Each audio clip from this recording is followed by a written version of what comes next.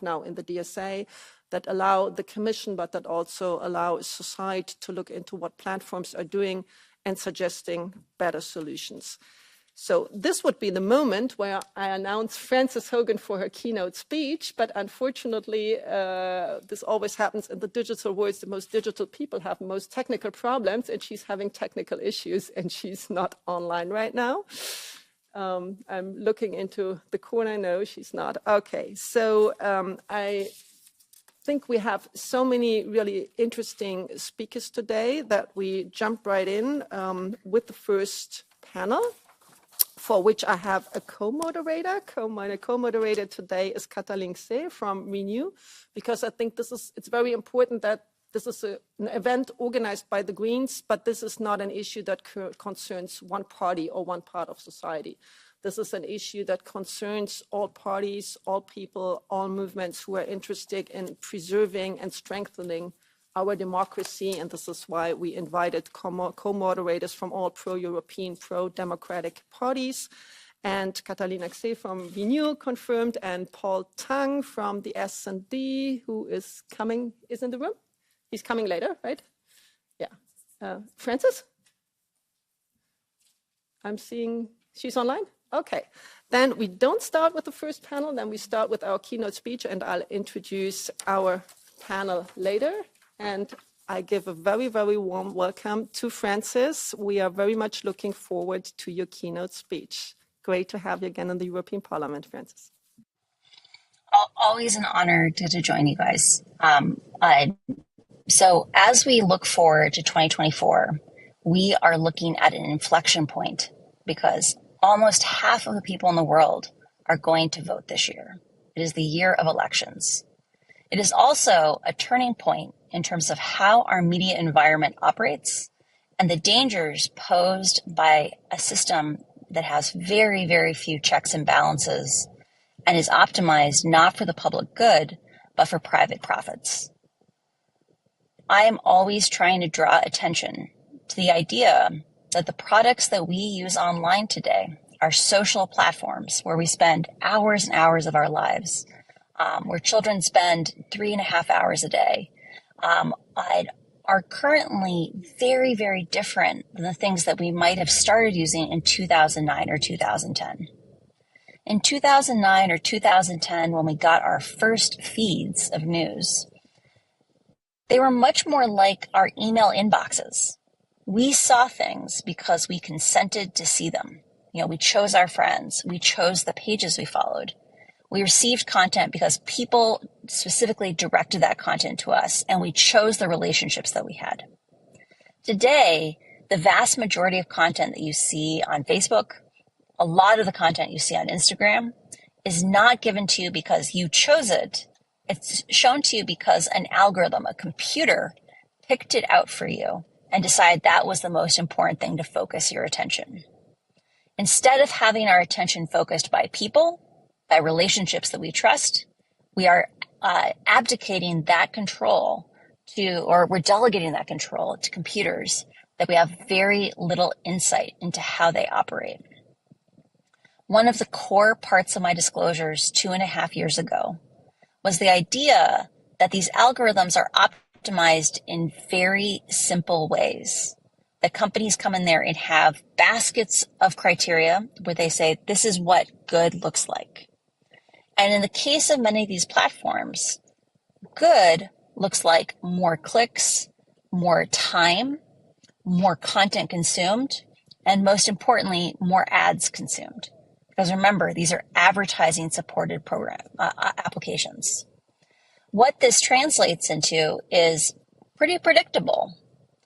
What bleeds leads. What gets clicks, the shortest path to a click is anger.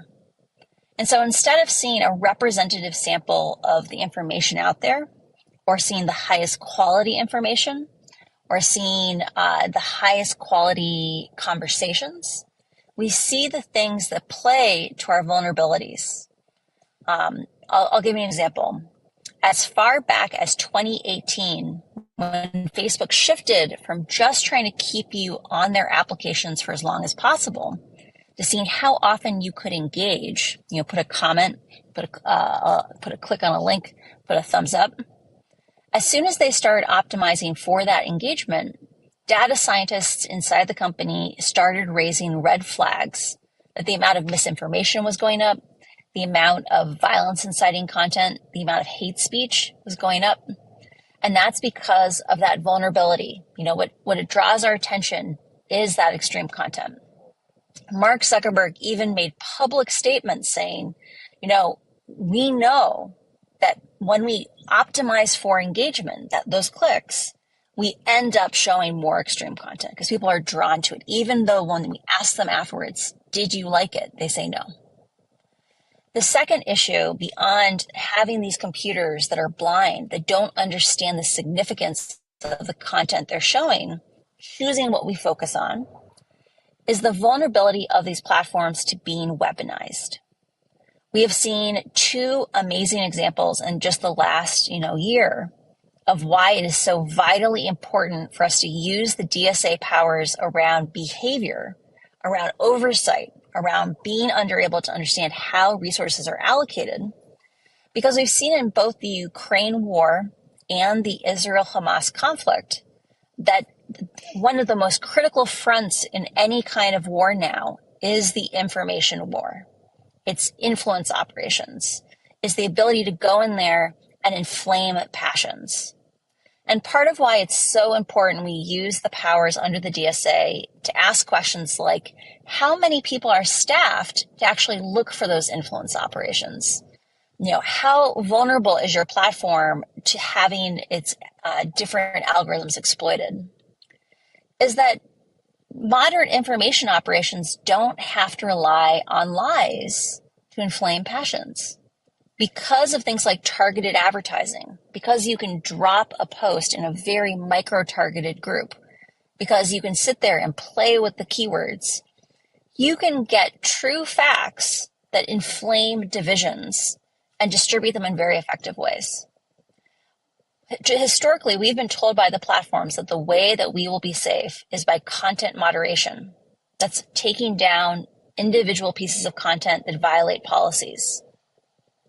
That strategy is over. Part of why I am such a strong advocate for the DSA and its transparency powers is we need to be actively looking at what content is preferentially distributed on these systems, because taking down just things that violate policy doesn't work in a world where, micro-targeted facts that divide people can go out there. That's a true fact. You can't take that down as misinformation, but it is disinformation. It's there to divide, maybe suppress votes, to make people feel fatalistic. All these are things that can make us weaker, divide us. But the second thing is there's a new paradigm for compromising these platforms called adversarial AI. So adversarial AI as a field of study has been around for years, at least since 2017, 2018. We've known that you can take an AI that can generate an image, and you can take two images that look basically identical. If a human looked at them, they'd say those two images are the same thing. That's because how we see with our brains. But because computers don't see holistically, they see based on little tiny deviations. They look at individual pixels, dots in an image. If you have an AI try to trick another AI, it can make an image that sails through those content moderation systems because the AI now thinks it's a completely different thing. It's like putting a comma in a sentence. It's not like a big change, but to the computer, it looks completely different. In a world where an adversary can watch what's getting taken down, they can train an AI to change their content just subtly, such that it'll sail through those filters. We need oversight around design and operation of platforms because the age of focusing on content for safety is over. As we move into the year of elections, remember, half the world is voting. Many of those countries are not as stable as the European Union is. Those are fragile democracies that need higher standards of safety than they're getting today. The DSA and Europe's actions for oversight are even more important because you are the most mature framework in the world. You have the ability to ask questions. You have the ability to keep things like the American election safer by asking questions around transparency, around how these systems operate. And so I'm so pleased to be here today to be able to talk about these issues, because the time for fixing these things was years ago. But the second best time to get started is now. And so I hope you will strengthen and reinforce and support the Digital Services Act, the actions that the Commission is taking, because we need Europe to stand up and fight for democracy, not just at home, but everywhere around the world. So thank you so much.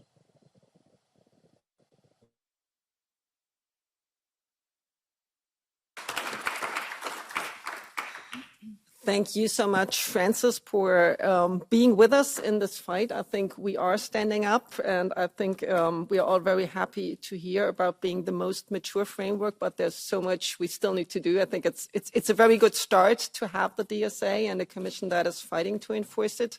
And we also have two national enforcement agencies today that I think are listening very carefully, very happy to have them as well. But it is a start, and what we will be discussing today is what can we actually do and where should the priorities lie. You also mentioned fragile democracy that might be more fragile than Europe. We have fragile democracies in Europe as well, and I wouldn't spare any country. We have seen several times how quick political developments can be, especially in the case that there is a lot of dis and misinformation, a lot of hate. Strong, toxic polarization leads to autocratization of democracies. And my colleague who is here today co-moderating knows a lot about that. Catalina is a big democracy fighter in her own home country in Hungary. But I would like to introduce the first panel now. We have so many great speakers, but we start with the first panel. We are very pleased to have Renate Nicolai. She's Deputy Director General at DG Connect for the European Commission. So one of the people who can really do things here, really enforce the DSA, and very happy to have you. Then on my far left, we have Mark Fadul, who's a computer scientist and Director of AI Forensics. And on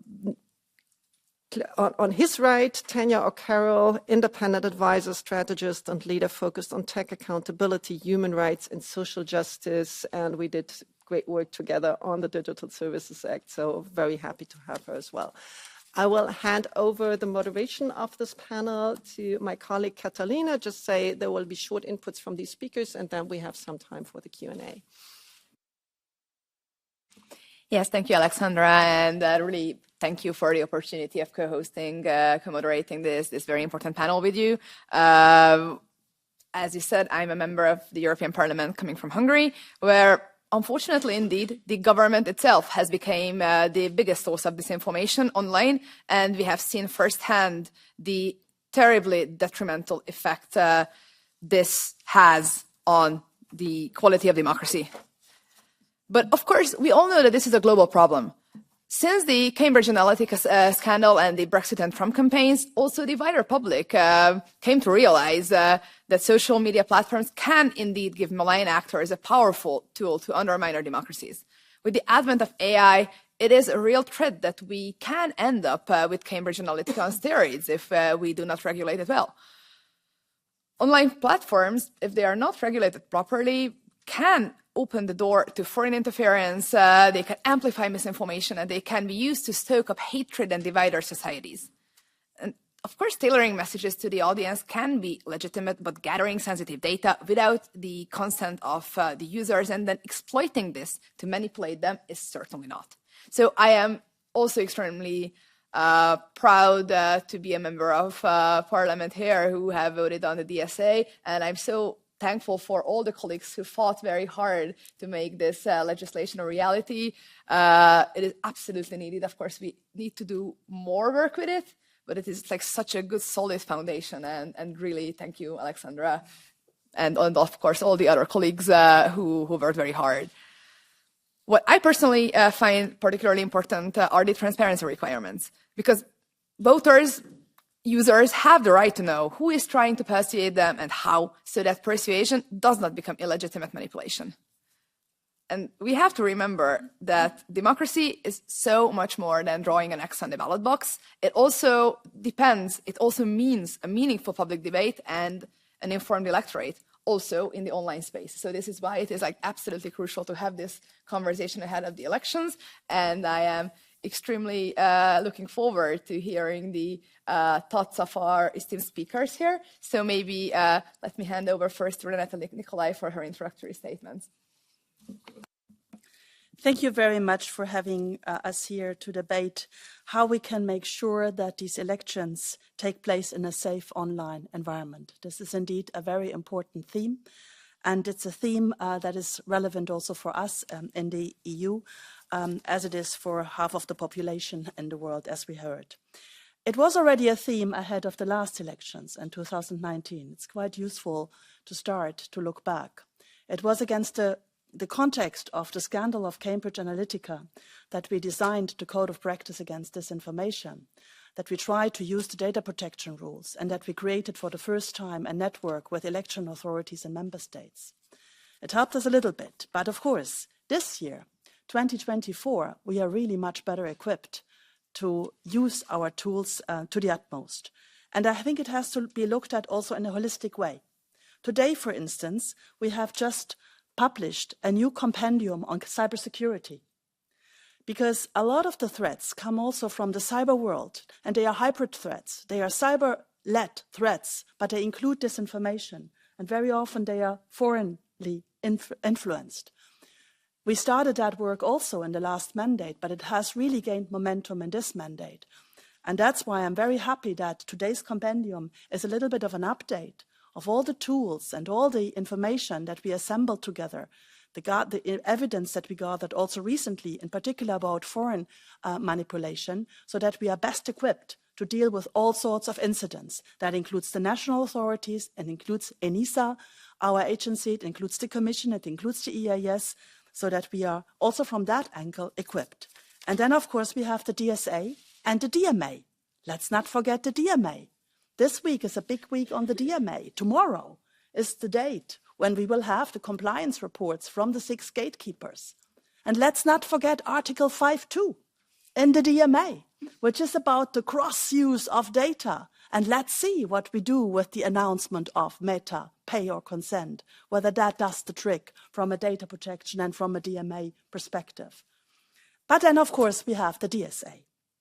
The DSA, as you know very well, is a holistic approach. It's a systemic approach. It's not a, go after one incident. It's really a systemic kind of look at, how platforms are using the space and how we can push them to become better. The Commission, as the enforcer for the very large online platforms, I believe has shown resolve and action since the rules apply. We have started to pick up what Francis said, to ask questions, to push the platforms. We have sent a lot of RFIs, and as you might know, we have opened 2 investigations against X and against TikTok. We were alone first, because we had to deal with the very large online platforms alone. But since the 17th of February, we have the bigger enforcement kind of environment around us. And we just had a first meeting of the DSA board with all the national authorities, which completes the enforcement structures, and we will hear from them a little later. We already see effects from all that work. We see that it's easier to report illegal content. We see more transparency. I think it's so important to stress what Francis Hogan has said. The transparency power of the DSA is crucial. And that will bring the change. I'm convinced of that. It's easier to appeal against content moderation decisions. And there is more control for individuals over recommended systems. But it's not enough yet. We're not in the perfect world that we want to be. And that's why we have to kind of move on. Recommender systems, one of the key themes of this afternoon, are on our radar. We systematically scrutinize algorithmic systems with what we are doing on our enforcement actions. And we also, of course, work on a useful input from, contacts like the panelists here with me, civil society experts on that. We use the legal rules under the DSA that includes transparency rules on recommender system, that obliges platforms to have a non-profiling option and to do risk assessment that really clearly shows the design and the functioning of their recommender systems. And the risk mitigation might include that we come to the adaptation of algorithmic systems and, of course, to the reduction of manipulated content. Transparency is key. You all know that we already have the transparency database with billions of entries which show clearly the statements of the content moderation that the platforms did. This is rich material. And we hear from researchers all over the world that they see it as rich material. We have the transparency reports. And of course, we have the data access that is already available now, and the data access for researchers that we will make available in the course of this year. The X and TikTok opening investigations clearly concentrate also on the recommender systems. We are asking questions about potentially addictive design. We are asking questions about rabbit holes. We are asking questions about the effectiveness of the measures to combat the amplification of disinformation. And we are also looking at generative AI. We are considering RFIs on that, and they are in the making. And finally, we are building on a tool that is also in the DSA when we identify a specific risk that is not yet the risk crisis system that is also built in the DSA, but a specific risk. We can create guidelines. And since we see these upcoming EP elections as a specific risk, we are preparing these guidelines on elections. They are in public consultation. I think it's running out tomorrow. And then we will finalize them by the end of this month so that the platforms get ready to have enough time to have that higher due diligence ahead of the EP elections. Because we are bringing in the experience from the Code of Practice, we're bringing in the DSA, and we are bringing in already the AI Act. That's what we do with these guidelines. Because we want them to have higher due diligence. We already want them to watermark algorithmic kind of content and deep fakes. And that's where we are going. So this, I think, shows you that it's really on our radar. It can't be perfect after a couple of months' time. But now that we have the full system in place and that we are committed to really bring about systemic change in the platforms, we will keep on pushing them together with you, by always being, put on our toes from your questions. I think that's really important also in the next mandate.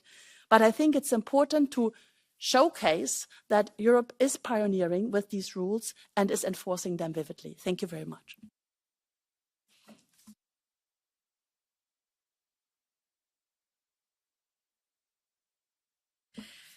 Thank you so much for not only your statement, but also for your work. And it is so astonishing to just listen to all the accomplishment and all the push that is in the making that has been accomplished. And it's really a very good start. And yes, let's continue further down this road. So really many thanks. Now let me jump to Mark Fadul for your introductory statement. You have the floor. Thank you.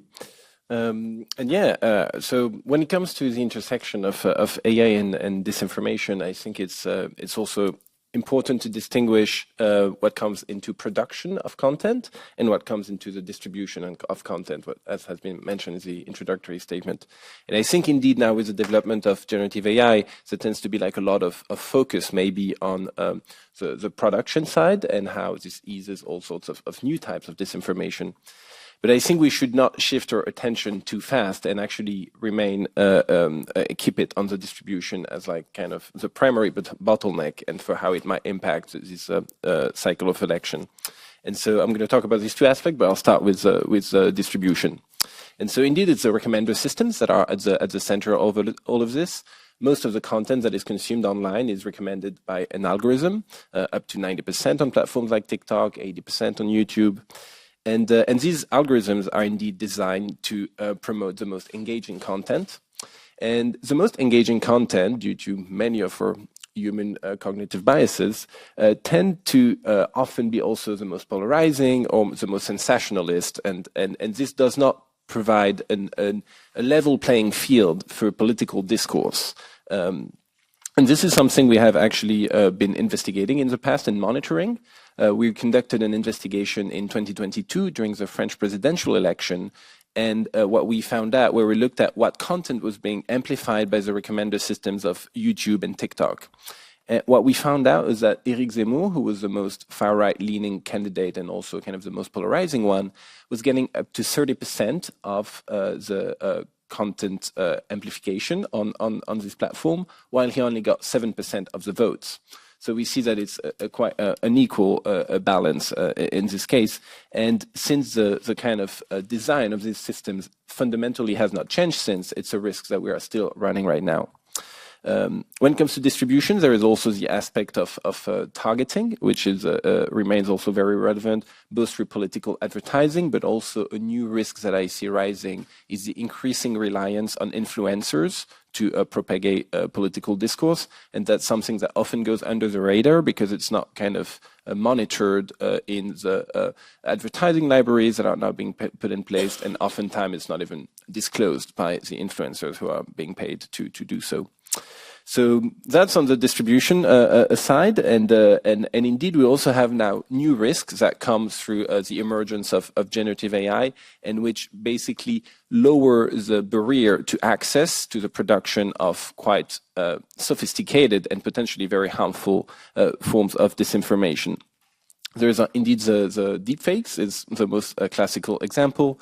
We have seen, for example, this week on Monday, I think was published an article in the BBC exposing how a solid network of pro-Trump supporters have been circulating these deepfakes images of Donald Trump surrounded by African Americans, kind of faking some sort of support from this community, which is in fact not the case.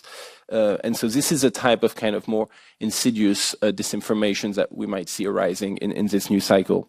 There's also the case of like voice disinformation, like fake news websites that are basically being fed by AI-generated content and are now proliferating, and also how the reliance on large language model makes it easier for troll armies to feed social media with all sorts of comments that can basically push up specific types of content and make it fake grassroots support for certain ideas.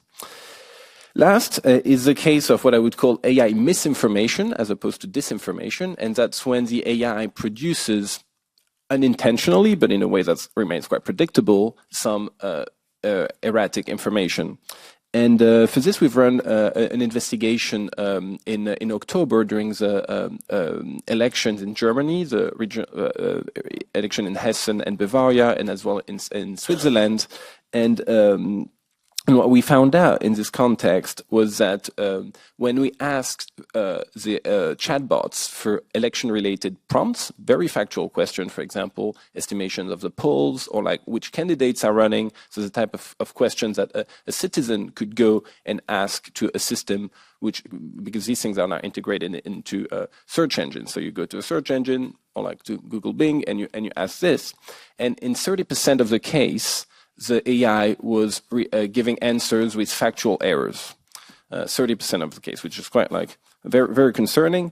And also, we think it's a very structural problem for which there is no kind of easy fix.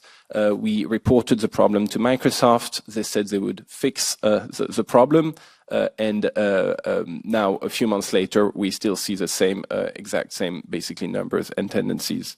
And so, I think this is also a reminder that self-regulation is not something we can count on. And so we're very glad that now we have actually very strong regulation in our toolbox in Europe with the DSA and now the AI Act that can actually help us put in place a really, I mean, now that what we're going to have to focus on is going to be the enforcement indeed, and to make this quite strong in order to safeguard our democracies and election. And yeah, so thank you. Oh yes, so much to do still. Thank you very much for your statement, Mark. And now let me give the floor to Tanya or Carol for your remarks. Thank you very much. Thank you for having me here to be part of this very timely conversation. It happens just in the in the nick of time, really. By my count, I think we're 14 weeks away now from the European parliamentary elections. That's just over 3 months. We've already heard a huge amount about what's at stake. What some people are calling the deep fake elections are not just some AI of the future on the horizon, but are already very much here. In the past 6 months, we have seen deep fake audio recordings create political scandals in the Slovakian presidential elections. We've seen it happen twice in the UK to political opposition leaders, and just very recently in the US. So robocalls faking President Biden's voice were placed to voters in the New Hampshire primaries in an attempt to discredit Biden and prevent Democratic voters from turning out. So deep fakes are a new challenge, but they come on top of everything that was already broken and that we still haven't fixed.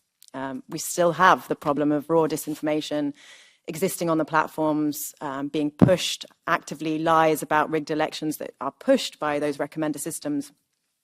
We've not just not fixed those things.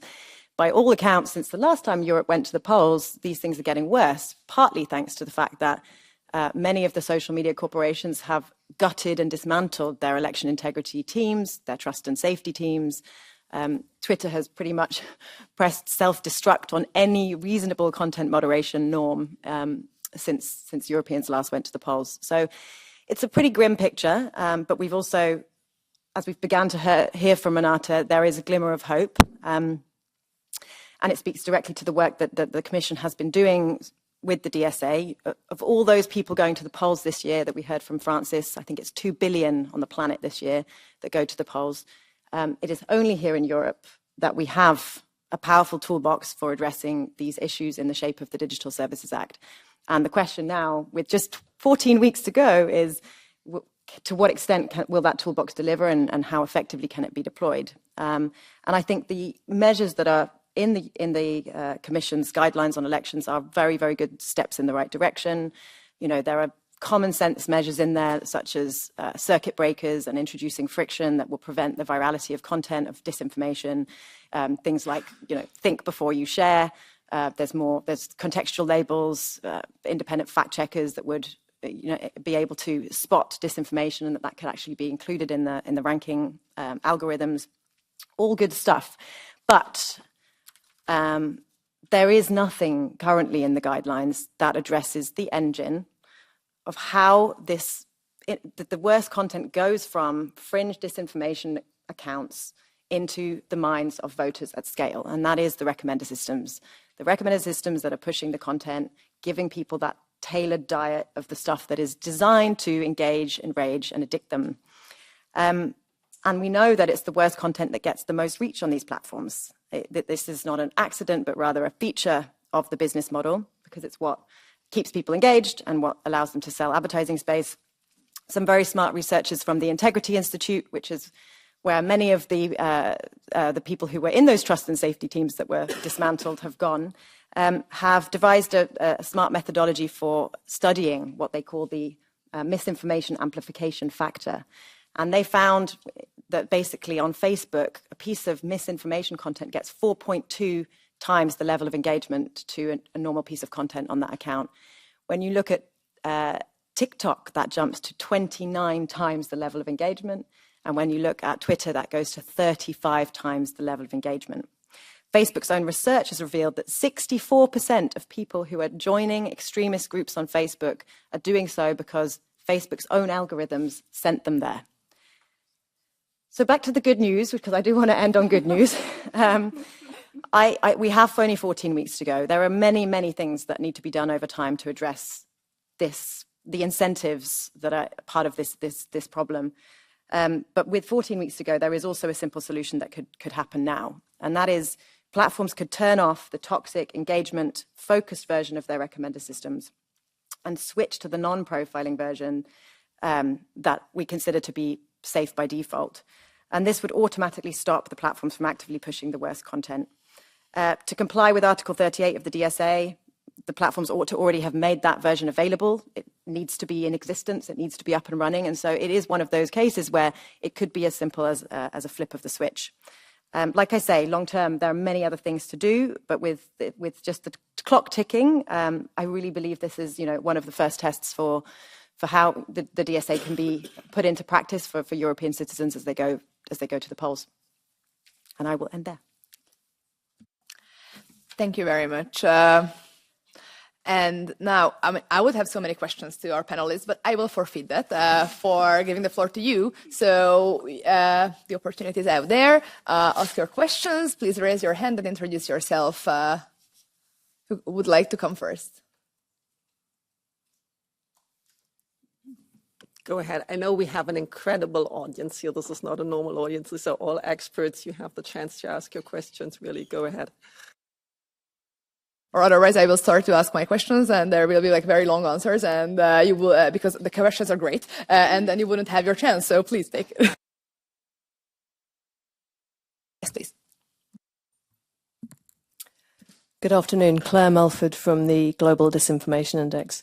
I'd like to put the question to Mark, but also to the other panelists, whether you feel mandating technology companies use a third-party quality assessment in there as one of the weightings in their algorithms would go some way towards breaking the link between the most engaging content also being automatically promoted. Thank you. Maybe if there are more questions, then we can collect a couple. You come. Hi, Mark Dempsey, Article 19. I think in the long term, opening up your recommender systems to third parties would be the way to go in terms of creating more pluralistic, diverse choice for consumers. In the short term, it would be interesting to hear from the Commission, how are you responding to, say, a crisis occurring, say a sort of a glut of misinformation, disinformation going through a platform? What's your response mechanism in advance of the elections, or during the elections, I should say? Thank you. Thank you. And the third question, and then we go to the panelists.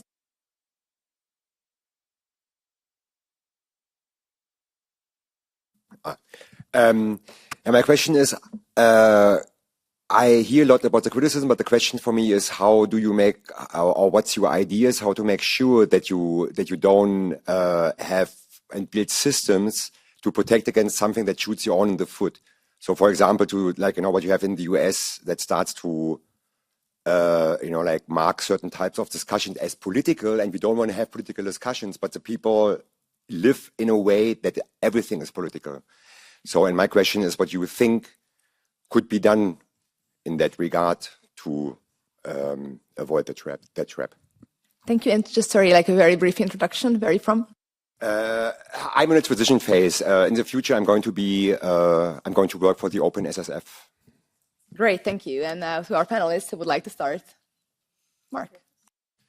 Yeah, happy to talk actually a little bit both to Mark and Klaus' questions. We actually, I think, have some overlap, and I think it's a great suggestion and to bring into the discussion the reliance on third parties to basically promote better quality content. I think sometimes there is a tendency to focus too much on the demotion of harmful content as opposed to the amplification and promotion of quality content. And I think that the only way to do that requires, I don't think an algorithm will be the solution to also identifying the higher quality content. And for this, we're going to need humans, and humans should not be the platform in this case. So the reliance on third party is absolutely, in my opinion, a piece of the equation for a long-term solution. And I know typically the Global Disinformation Index is one of the organization who do a lot of this qualitative assessment, but there's also other ones we could think of, like also news organs, and basically give agency back to users to trust, to choose who they would like to trust in order to curate their feed, and not have to stick to the default option of having to keep the platform provided engagement centric algorithms. And that actually goes back to also Mark's question of which touches on interoperability, because if you want to implement this at scale, you need to have basically the ability to plug alternative recommendation and curation systems into the platform. And in fact, the DMA could open a possibility for this to happen because they are considered as gatekeepers in such a sense. So I think it's definitely a conversation we should start having. And in fact, now, for a long time, platforms were saying, but it's not possible to do so. And now we actually have actual concrete examples that have already been implemented. And I'm thinking, for example, about Blue Sky, which is this platform which provides the ability to curate your own feed and select also a feed curated by someone else. So I think we have also some good things to look forward to. Thank you. Tanya. I mean, I think Mark's kind of covered most of what I would say. I think part of the problem is that we are often thinking about what are common sense measures within the existing paradigm of social media. And there are many things, and this is a good example where I think, dealing with how do we move the recommender systems away from engagement maximization towards other things immediately brings up questions of what are you optimizing for instead, and credibility, legitimacy, quality of media, for example, are things that immediately come to mind. But it speaks to our colleague at the back's point, which is that who should be deciding those things? And obviously, we don't want the platforms to be the ones that are deciding what is quality. There is a role for independent organizations within that. But I do think long term, and I strongly agree, that really unbundling the social networks, opening up the social network infrastructure so that you have this marketplace of options is, I would like, if I prioritize high quality media in my feed, I would like to be able to take that plugin from the BBC and have, instead of having Facebook's default addiction algorithm, I would like to have the BBC's version, but that shouldn't stop you from choosing something else, and that we need to really be increasing the user empowerment and choice in all of this. And I think that is something that would be really interesting. The Parliament did an excellent own initiative report this year. That one of the recommendations for the next commission was to investigate what that might look like. There are precedents in Europe in terms of how the telecommunications networks were unbundled, and infrastructure that was run on telcos ended up being opened up to third parties. So I think that there's some really, really interesting ideas to build on in the next mandate. Thank you, and then Renata.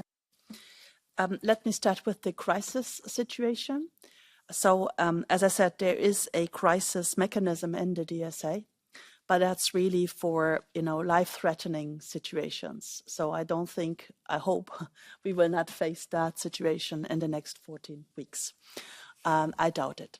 But we have already, even though we didn't have the full governance structure in place right after the Hamas attack, we decided to do a recommendation and to already, bring in de facto member states and have a broader enforcement network around us, because we really desperately needed also to gather more evidence around us.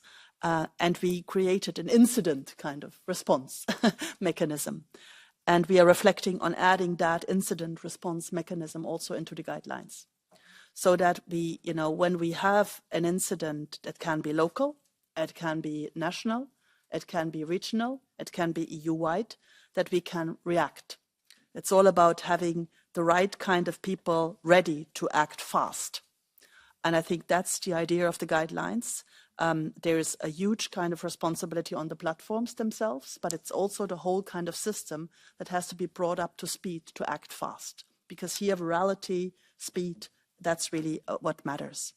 When it comes to third parties kind of, roles in the future, in my view, the transparency power of the DSA will inevitably increase the momentum for third parties to have an impact on that. How this will be designed, it's not foreseen like that platforms have to kind of do this. It's after all, an internal market kind of regulation that kind of, deals with private businesses also. Let's not forget that either. But, that could be that we come, because there are, in the risk mitigation system, there are the codes as a possibility that could kind of help the platforms on the long term to mitigate the risks. So there, third parties could have, dealing with the quality, a huge kind of, role.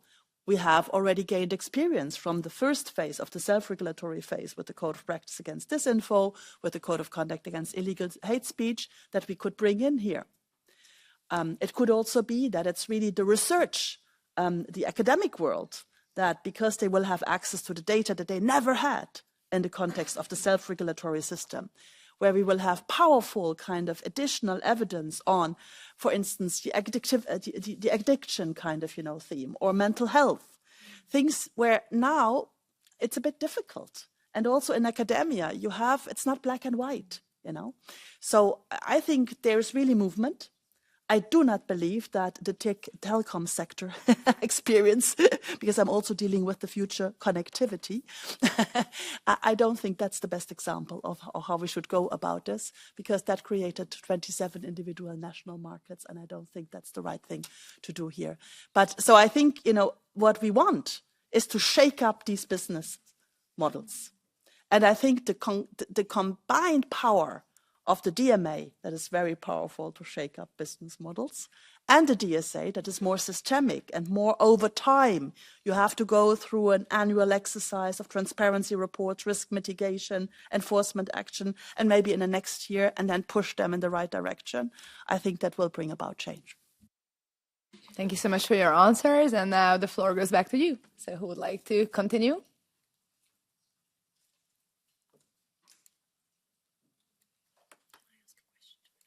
There you go. Thank you. Katarzyna Szymilewicz, Panoptykon Foundation. Question to Renate Nicolai. How detailed in your perception the guidelines that we all hope the Commission will issue for large online platforms could be when it comes to mitigation measures? Can we, civil society, expect that this is the way you as regulator will influence these measures or not?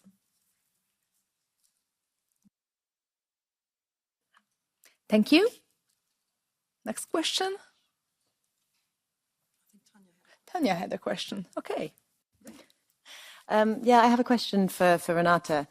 I mean, it was really brilliant to hear you talking about the fact that recommender systems are on your radar and that you are sort of really asking those tough questions of Twitter, that there's kind of real scrutiny of that. And I think you're absolutely right that the transparency machine of the DSA is going to give us a lot more data in the coming years that will give us more clarity around what the mitigation measures are going to look like. But I do want to come back to this sort of 14-week, ticking clock on the elections and sort of bring into the room the fact that we know that platforms can substantially change their recommender systems pretty fast and overnight because they've done it before. During the US election, if you were to go back in a time machine to 1 week before the US election in 2020 and 1 week after, Facebook users saw and Instagram users saw an entirely different version of those platforms because those platforms put in place a series of break glass measures that did reorient the platforms away from the toxic engagement focus. And so I'm just wondering, it feels to me they've done it before. Profiling off by default is one way you can flip a switch, but there's also a series of things that are documented thanks partly to Frances Haugen. We know what they did during that period. And it feels to me that we've got 12 weeks to go. And to what extent can we really be using the DSA to be pushing the platforms to make those kinds of changes? Thank you. And one last question. Now is the time. I feel we didn't answer one question from the first round that was on the distinction between political and non-political content. And I know that Renate Nicolai has been working a lot of that in the context also of the regulation on transparency and targeting of political advertising. So if you want to pick that up, that one up. Let me start with the targeted political advertising. So I think that was an interesting kind of dynamic. We had a DSA, which I think we should be proud of, and we need to enforce forcefully, and we will all do that. We are very committed people and are hiring great kind of talents to grow even more into a digital regulator kind of, troop. But there will need to be lex specialis kind of solutions to be found in specific areas. And the political advertising piece was a very good one, because I think it goes deeper. in terms of the obligations, and it goes wider in terms of scope. And I found in particular the breadth of the scope, that you attack the whole kind of, ad tech industry and not only the platforms. I think that's a very powerful tool. Unfortunately, it's not yet in place now for the 14 weeks. Otherwise, this would already be quite a good thing. But it's an interesting kind of, aspect of, the landscape of regulatory kind of, coherence that we should maybe also aim for in the future. Our guidelines, what we will be doing in terms of our enforcement actions, no, I don't think that's the typical thing that we should do. I think it's individual enforcement actions specific to the individual situation of platforms. They are not all the same. We have very different issues with the respective, platforms. And when you look at our, I think more than 40 by now, RFIs that we have sent, they are very specific because they go into the details of their risk assessments. And, whilst the risk assessments, also that was for the first time that we got the risk assessments from the very large online platforms, they are now not all of the same kind of, structure. We will have to guide them also on that. But, that's the way of an enforcement kind of, regulator, how we go about that. The guidelines here, they do a couple of things. They highlight the importance of the election kind of risk. They have to take into account the diversity, and that's why I'm doubtful that we should kind of go as far and say the only way is to do the default option, because the situations differ. I think we have the recommender system very much on the radar in the guidelines. And it is in the consultation process that hopefully we will get more input if we have missed things. But the idea is to kind of break the circuits and kind of make sure there isn't automatic, distribution that goes on forever. I think that is very much intended. We will continue to kind of push them on their algorithmic kind of systems. But I think it would be wrong to put them all in the same box and to say this is the only way. I think that's really the important thing to understand. It's a systemic approach that we take overall in the DSA, and then it's really in the individual case of the platforms that we need to go about the change of their systemic risks that they individually describe for the society. But because we have a huge challenge ahead of us, we felt we want to kind of push them into reporting more, being on alert, having a focus on content moderators in all the languages, which is not the case, because what we did actually, and since the DSA is in force, in each of the national elections, we didn't talk about it so much. But we went there before the elections and talked to the platforms, to the authorities, to the NGOs, and we went there after the elections to take some lessons. So the Slovak example was, of course, an important one, but there were also others. That kind of, enabled us to take the best of the input from the NGOs, the best of the input from the Code of Practice, the best of the input from the DSA, and already the kind of the deepfake possibilities from the AI Act to kind of put these guidelines together. Thank you. No? Would like to? Can I have just a brief follow-up? Since you mentioned the lessons from the Slovakia elections, and we actually presented a study in this room yesterday about disinformation and the role disinformation played in the last German elections and the Slovak and the Spanish elections, and the example of the deepfake phone call came up. Do you think that having learned from that experience and putting that in the guidelines can prevent something similar happening in the European elections? I mean, how optimistic are you? I know how difficult it is, but what is your assessment? This is a constant struggle, but I think if you look at, first of all, we are not alone in kind of, looking at deep fakes that could kind of be an important factor in elections. It's not by coincidence that Microsoft at the Munich Security Conference, launched this big kind of, pledge about, generative AI. This is about targeting the US presidential elections because they have nothing else that they can do to prevent that from happening. We have the DSA, so that's why we kind of put it in the guidelines there. Will that prevent everything? Not sure, but here we would have a push for the platforms to kind of, label, to watermark. I think that would be, probably the easiest solution.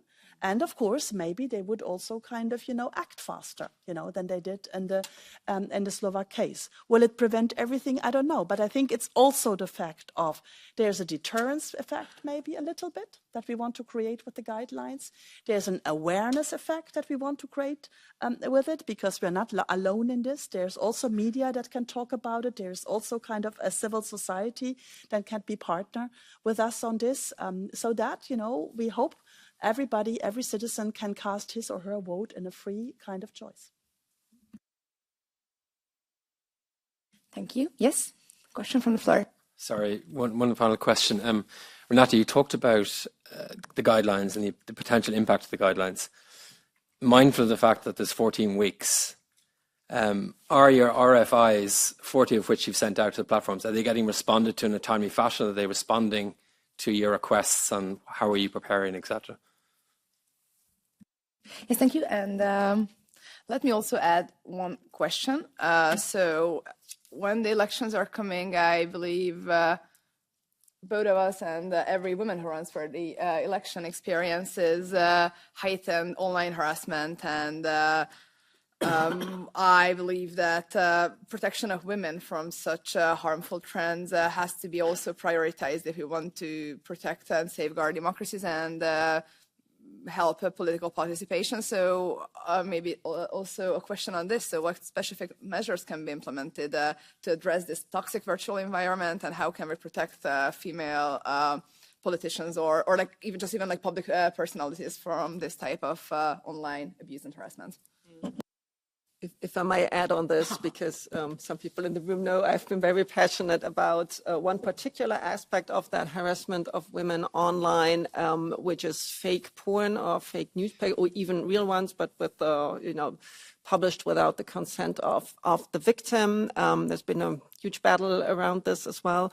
And I'm personally very frustrated because we now criminalize it with the gender-based violence directive, but serious harm has to be shown, which is a slap in the face to every single woman reading this, because everybody knows that the sheer existence of this is serious harm. And we have seen this used in every single election campaign against candidates. And, people like us who are online savvy might say, well, this is clearly a fake and this can't be true. But I assure you, in the German electoral campaign, the Green candidate, every person over 65 believed she had done nude pictures in her past, in her youth. It was something, once these pictures get out, you can't get it out of people's brains, even if you tell them, well, it's not true, it's false, it's impossible. And that is a little bit my question. Is there anything specific? I know these pictures still exist of other political leaders. I keep seeing them. I keep notifying them from the platform. They get taken down after hours and hours after being shared. So what can we do? What can the Commission do about this? And first question, very specifically. And the second one, do you believe watermarking helps? Really? I mean, people see, but most people click on Google Ads thinking that's the search result without checking that it says it's an ad. There's research about this. I mean, the image, even with a watermark, it just hits a part of your brain that is very emotional, and that's where it sticks. So I'm just wondering if there isn't more we can do. Maybe also to Mark, and not only to the Commission. I know you can't have solutions for everything. You have a legal basis you operate on, but we have such a great panel here, and if there's input from the audience as well. Yeah, I mean, maybe one piece of input is like when you make the problem serious enough from a legal perspective, platforms know how to deal with it. And we have a few examples of that, including copyrighted material, which is actually a much bigger scale issue that they manage to actually contain. There's also obviously pedographic content. And so these are examples where you see that if you put actually a big enough hammer, like they actually put the means to address this type of harms. And I think this example is definitely one where there should be a bigger hammer, probably. I would maybe just add a very short thing. I mean, I was at Amnesty International for a long time, and we did a huge piece of work on the experience of female politicians and journalists, surveying hundreds of them. And I mean, it's staggering. I mean, I don't have to tell any of you. And also hearing how much it turns women away from politics. I mean, the chilling effect is really drastic, and also not just for women, but we found that if you're a black woman or journalist, you're 86% more likely to receive abuse. We have been hammering the same set of recommendations, well, now Amnesty, I've since left, for years at the platforms, for years and years. I mean, there are, there's everything from muting and blocking, and the reporting functions actually working. And I mean, just to your point, I mean, they just have no incentive to do anything about it at the moment, and very little has done. The DSA, I think, will be a massive game changer on this in this regard. I mean, so many of the parts of the DSA, I think, are going to solidify the reporting, for example. But I do think to hammer on the same point again, I also do think that, we cannot only deal with this at the content layer. It is not a content problem. It is also to do with the amplification of, there's a whole bunch of abuse that isn't necessarily the kind of abuse that will be blocked and taken down, but rather needs to be kept in the corners of the internet where it belongs, among fringe misogynists, and never get the reach and scale that it does through the recommender systems. And I think, again, that's why thinking about it at the structural level is just so important. Thank you, Renata. Yeah, and violence against women, you don't have to convince me. I was head of cabinet of Madame Jourova, where we tried in the last mandate to do a legislation against violence against women, and we're told we cannot do it. So we at least did it in this mandate, but it's shocking how little it resulted in. It's maybe better than nothing. It's an iterative process, but it should have gone much further. Violence against women is also, and it has the chilling effect. I agree with everything that you said, and I think you have examples of leading politicians in member states, female politicians who have simply taken the decision to kind of disappear, and that's so sad. I think violence against women, it is amongst the kind of the risks, the systemic risks in the system of the DSA. We had to start somewhere. So that's why we clearly set ourselves priority areas. And they were clearly in the areas where we felt we can make an impact relatively visible.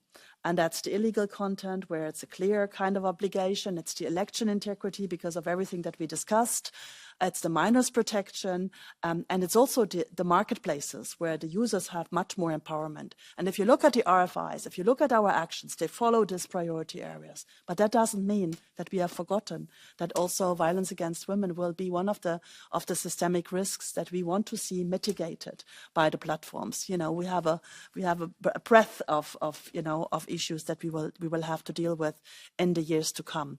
It will probably not help for this election, apart from the fact that I think all the things in the guidelines can actually be a wake-up call for the platforms, and also the watermarking. It can help to have effective labeling, and it can help to have effective content moderation.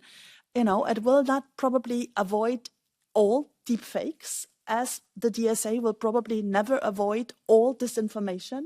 It's about having a system where we kind of restrain the content as much as possible, and where we address the distribution in the most meaningful way. I think that's what this is really about. Thank you. Thank you. I would just have one final question from my side. And coming from Hungary, I really have to ask you this, Renata. Yeah. Sorry. So I have absolutely great hopes for the DSA and implementation. But as member states nominate their authorities to enforce the DSA, in certain places, such as where I'm coming from, there are very grave concerns about the independence of these authorities, and also the capability and willingness to act.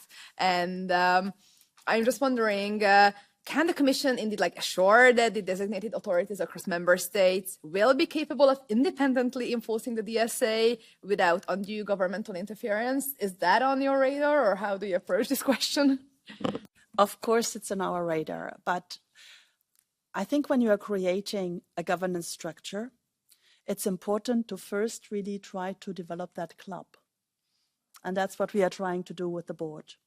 But we have a role as guardian of the treaty. And as we have it, on the media authorities or, on the DSA coordinators, we have to ensure that they are independent, because that's what the DSA says. But believe me, it's really, first of all, important to kind of, it felt better in this DSA board to be surrounded by 27. It really felt better. And it also felt better to know that the citizens, wherever they are, at least have an address now to go to and to make their complaints. But we will watch this, as we will watch other things in Hungary. Thank you. And well, thank you very much for these amazing questions and enriching conversations. And let me pass the floor now to Alexandra for concluding remarks and for wrapping up this conversation. Yeah, thank you very much. I'll use the remarks for appealing to member states who have not yet nominated their enforcement agencies.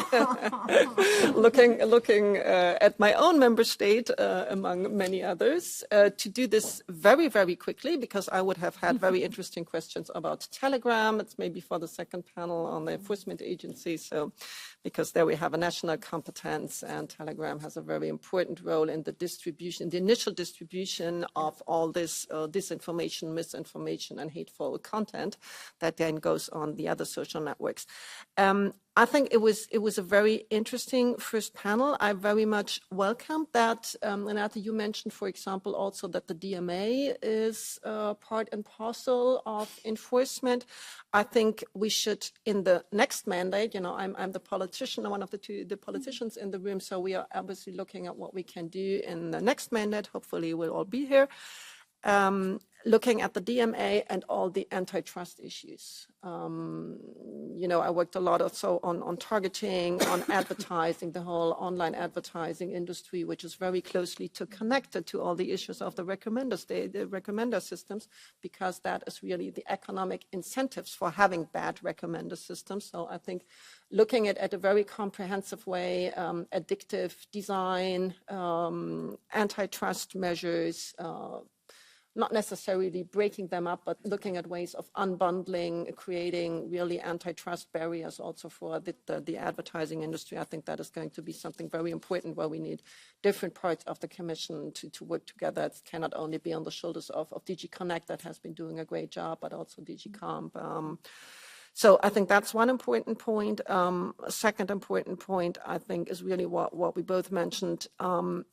The frustration, I think, of the women in the room on how little has been done to protect women in this mandate, also online, but unfortunately also offline, as you also mentioned.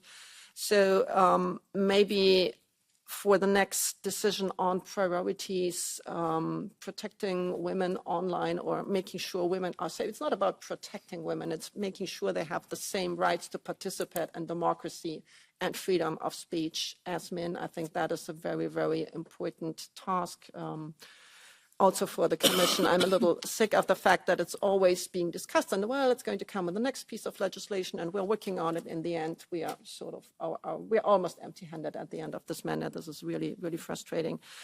And third point, I think what we have seen is that I think we have on recommender systems, we have two different visions in the room. One is how can we mitigate the worst harms? And this is what you are now doing with the guidelines, and you have been outlining. This makes perfect sense for the 14 weeks in the elections, because we can come up with a completely new recommender systems. But what I would wish for the next mandate is to open up a little more, to be a little bit more brave, to dare more. I think social networks can do a lot more for our democracy, and to really reason together on what could be a new design for recommender systems. There's certainly not the one solution. There are many different platforms. There are many different needs by people, but thinking together about what they could look like, what a mixture of trustworthy information, users' choices, maybe some entertainment. I think all the access to the data that we will get, that will allow for a lot more ideas, a lot more research. But I think the vision should be not only to mitigate the harms, but to come up really with a new idea of what different, multiple, diverse recommender systems for democracy could be. And we have a chance to discuss this with the second panel, where we have 2 enforcement agencies and a lot of great CSOs, which we will introduce on the second panel. In the meantime, we have some coffee for you, so we have a 10-minute coffee break, and see you back in the room at 4:30. Thank you all so much. And thanks a lot to Renate, Nikolai, everybody, Tanya and Mark, and obviously Catalina for the great moderation. Thank you.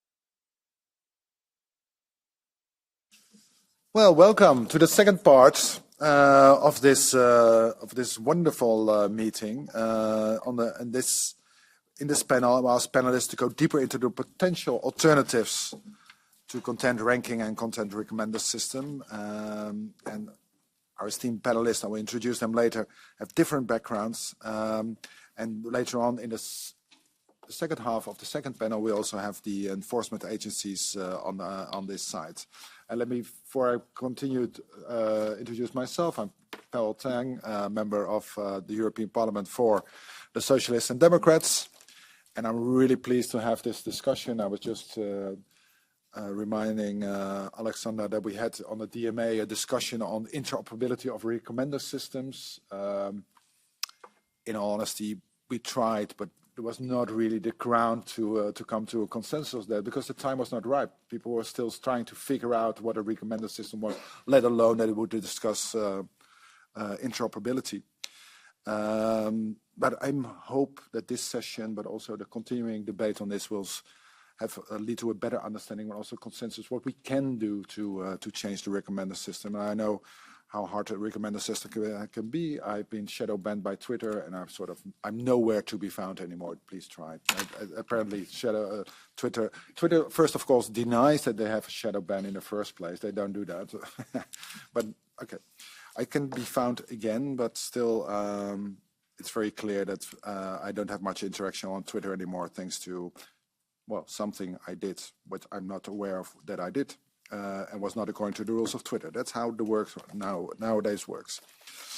And of course, so I'm very pleased with the discussion. I'd like to particularly thank Alexander for having this organized. Wonderful. And now let me introduce the panelists. And I always find the hard part is the names so the chairing is all fine, but the names is doesn't. So first of all, Katarzyna Szymilewicz. Nah, that was not good enough. Can you help me on this one? It was good enough. Katarzyna Szymilewicz. Yeah, thank you. That's much better, right? Co-founder and president of the Panopticon Foundation. And remotely connected, I hope, not sure, is Arturo Bejar, who is former Facebook employee, consultant for Instagram and whistleblower. To my right, to your left, is Martin Dekeling, technical expert auditing of recommendation systems at the Stiftung Neue Verantwortung. To my left and to your right is Felix Gröner, policy advisor at Reset.tech, and Emily Korczynski, a data scientist at ThoughtWorks, is next to me, to my left, to your right. So dear panelists, we later on have also a session with the enforcement agency. So you have now, I like to send a message so that they remember that they are forced to respond to you later on. So keep that in mind, right? So but let's open this debate. How does the future of content recommender system look like, or should look like? And Katarzyna, would you like to start? Yes, with great pleasure. I can even make it visual. The message we have for policymakers.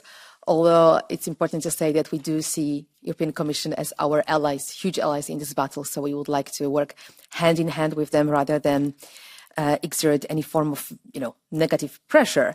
The target really is VLOPs and their recommender systems. This is where we have problems that we should solve as the movement, experts and policymakers together. A very important premise for me in this conversation that I want to reinforce is that large platforms, they make choices at each and every stage of designing their services. Even if they sell us something as a black box, they design this black box with specific purpose and business objectives. And I do understand why engagement-based recommender systems are fully functional from business perspective, because they really deliver high profits, but they are not good for us. They are not functional for democracy, for individuals and their rights. So this is why we've been calling, as a movement of civil society organizations, we've been calling for something else, for safe and quality-driven recommender systems. And we even came up with a recipe to be presented here today. What motivates us really is this vision that with DSA fully in place, fully enforceable, we can get there. It was almost ridiculous to ask for what I'm going to ask today 5 years ago. But today, we have this recipe because we have hope that there is a regulator in the European Union that is able to impose that recipe on the very big players. Can I have next slide, please? The recipe is not simple. It's not one switch. It's never one switch when we talk about complex machines. And I can already hear Prabhat responding to me and saying, Kasia, this is just so simplified and we cannot work with demands like this, you know. I respect that. I acknowledge we are talking about complicated systems, but they do have certain features in common. And our role, civil society, is to identify key design features that need to change for reasons that previous panel explained so well. So the first one you already heard, why many of us here believe that behavioral profiling by default is an issue. People should not be immediately profiled based on their behavior when they enter algorithmic machines like TikTok, YouTube, or Facebook, because this is how they get lost and how they get engaged, sometimes even against their own intention. So by default, they should not have that experience.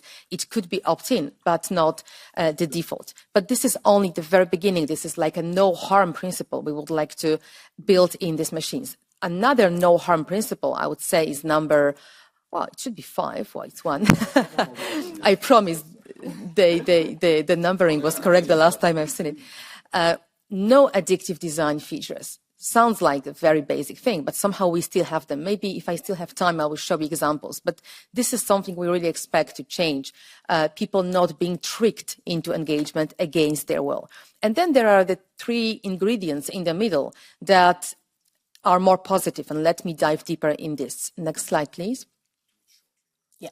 Yeah. The first ingredient, we spoke a lot about engagement, why this is not good for people. What other values can we think of? Next slide, please. We can think of quality, credibility, relevance, things that matter for people and that can be achieved if we exchange signals that are now in the game, signals that correlate with engagement, with other signals. Here are examples of such signals that come with that are signals of relevance or quality or credibility. And by using them in these algorithmic machines, we can achieve different goals. Different input, different output, a more positive result. Next slide, please. Another ingredient, second ingredient, is much more complicated one because it's about prompting conscious user choice and doing what Mark and Tanya already explained. This is so important. Opening up content curation to third-party services, which is a big idea, and I will not go into details of that now. But platforms, even if we don't get to opening up this infrastructure yet, large platforms can do a lot to prompt user choice. By user choice, we mean meaningful personalization done by users themselves. Next slide will show an example of that. It's just a simple prototype developed by the group of experts led by Panopticon and People versus Big Tech. This is super simple. It's a dummy, but once you see it, you can't unsee it. It shows you that things are possible. We could rethink social media as services where we have sliders and interactive interfaces helping us understand what's going on and influence what we see. Next slide, please. Third ingredient, positive friction to disrupt compulsive behavior and trigger reflection. Yes, I do mean that. I do mean positive friction in a way that we need to disrupt automated behavior that has been imposed on us by toxic design, toxic addictive design of the services. It may sound paternalistic, but it's the only way probably to break this, get people out of unhealthy routines, unhealthy patterns that they developed by a decade or more or longer using these services. Next slide will show us some examples. This is, for example, an onboarding screen that is challenging your intention to enter into social media. You open it in the morning because that's what you do, and then you get this question, what are you here for? Because maybe the answer is nothing, or procrastination, I should actually leave. Next slide will have more examples of such practices that could break the circuit of toxic recommendations, encourage people to, for example, do another query, after they have seen enough of recommended content on a certain topic, or warnings that what you are doing is actually going to be dangerous for you. Many of these ideas, they came from Frances Haugen and other insiders who left the platforms understanding very well their design. They were telling us these things, like we need to make sharing, for example, sharing and resharing content more difficult, because frictionless sharing became such a danger for public debate. So this is yet another example of positive friction. And I'm going to end, next slide, please. That's what I already said. No addictive design features. The last slide will show you some example of those. We picked examples of practices that are not really captured by GDPR or consumer protection law, because they are specific for recommender systems. And this is why we think that a regulator needs to look at them separately from enforcing previous laws like GDPR. This is something every UX designer knows. This is elephant in the room. I mean, we are not revealing any magic tricks here. These features are designed to keep us engaged even against our will, and they need to disappear. Thank you. Setting the scene for this discussion, we move on to Arturo Bejar, who is online. Are you connected? I hope I am. Yes, you are. Great. Okay, try to brief to the point, send a clear message, please. Yes. Thank you very much for having me. So 30% of people who use Instagram saw false or misleading information in the last 7 days. 25% witnessed hate in the last 7 days. 1% of those people who have these experiences with hate and misinformation and harassment, and you can name the harm, submitted a report. Out of 100 people who submit a report, 1 to 2 get the report acted on.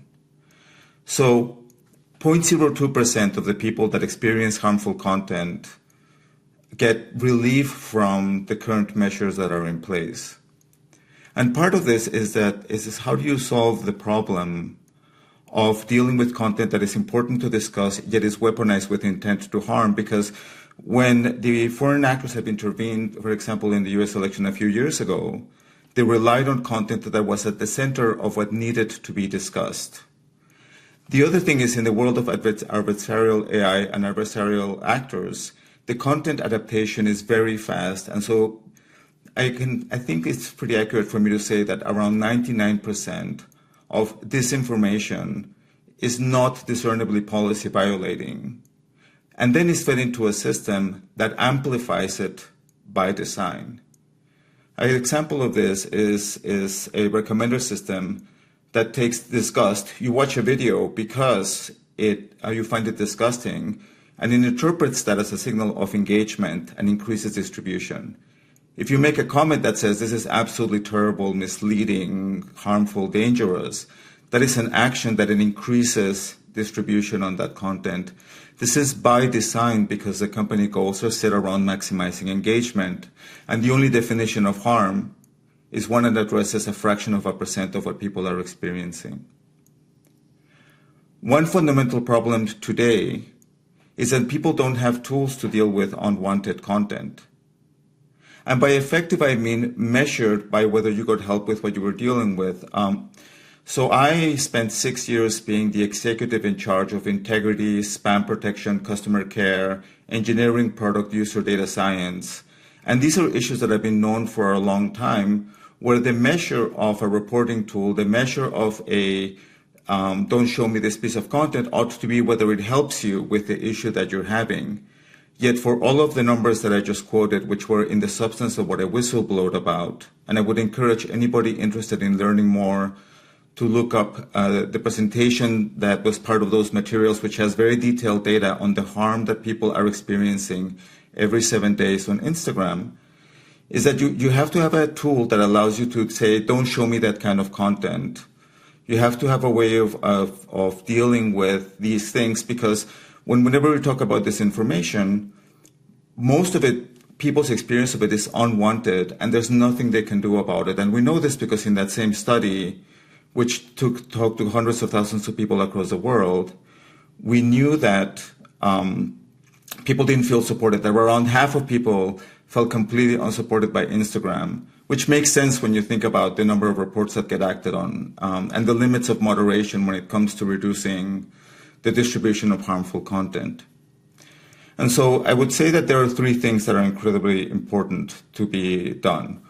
One effective way of dealing with these issues is to change recommender systems so that they require explicit interest in content and to have an explicit way of saying when content is unwanted.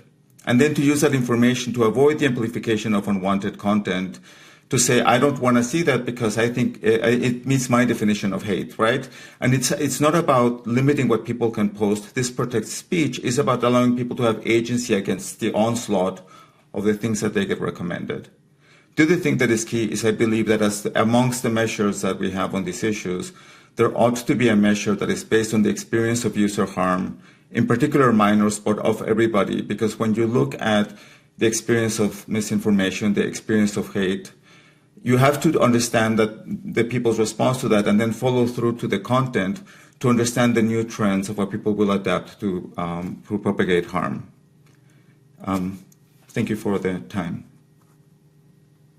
Thank you, Arturo. And I'll turn to Martin Dekeling, please. Hi, thanks. So I have only one slide. Yes. Okay, that works. A rich slide, and it basically echoes most of the things that have already been said, right? So we've been investigating TikTok for the past 2 years and focusing on that, although most of what has already been said, that also fits to other platforms as well, right? So the recommender systems are based on optimizing quantity over quality, which means for TikTok, there are leaks showing that it's based on increasing the time people spend on the platform per day, but also increasing the number of days they return. Right, so and that's also what you see basically in the stats. So it works on TikTok. It's not about the quality. If people feel well after they've spent an hour a day there, it's about that they spend an hour a day there and saw 20% of the videos being ads. But more importantly, what we've learned over the past few months, also since the DSA has come into force, is that there's some kind of transparency theater going on, right? So there are new rules for creating ad libraries and for describing in more detail why I see a specific video, but it's actually hard to act on these information, right? On TikTok, we've seen that the basic information you get about why you see a video is sometimes even false, right? It says, because you have liked similar content, but I have not liked content. I did not do any like with my account, and still I get that as an explanation for why I'm seeing a video. So we have to ensure that this information is actually correct, and the platforms have to ensure that. And the other part is on the transparency, for example, on advertising. We have seen that while there is a big ad library describing every video that has been promoted, it's impossible to figure out for an individual where it came from, and that's across all platforms. They're making it very, very hard to use these transparency platforms they have created. And the second point I want to emphasize, besides transparency, is that we know there's a willingness to use alternative recommenders. So there is this new provision of providing a non-personalized feed. And we did a survey on young adults in Germany, and about 20% of the TikTok users said they've actually used that feature at least once. So they have disabled the personalized feed, which was surprising for us because actually, if you try to do that on TikTok, it's really hard to find it, right? So you have to navigate to the settings and then find the separate setting for the recommender and then disable it. So we find that as like supportive for actually trying out new ways of recommender, and Kasia has presented some great examples. Right now, it's only up to the platforms to experiment with that, but we think it should be also open for researchers to do these experiments, or open up the platforms to have external third parties offer these ways to experiment with new kinds of recommendations. Then next is Felix Kröner, please. Thank you for the opportunity to speak here. It's important to consider and explore alternatives to the way that algorithmic recommender systems work currently, and that of course includes alternatives to sort of how the overall engagement-based ranking works. And examples, of course, include bridging-based ranking and also a feed reset, for example, where the learned preference will be cleared and then recommendation can sort of start from scratch.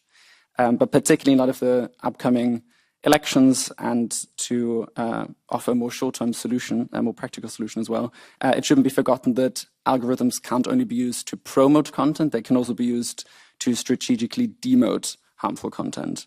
And indeed, the spread of harmful content can be reduced without any sort of fundamental change to algorithms' work, but simply by selectively demoting, for example, high-reach accounts that regularly violate terms of service. And by selectively demoting, I mean restricting the visibility of, downranking, removing from platform search, or simply not recommending those particular accounts or such content.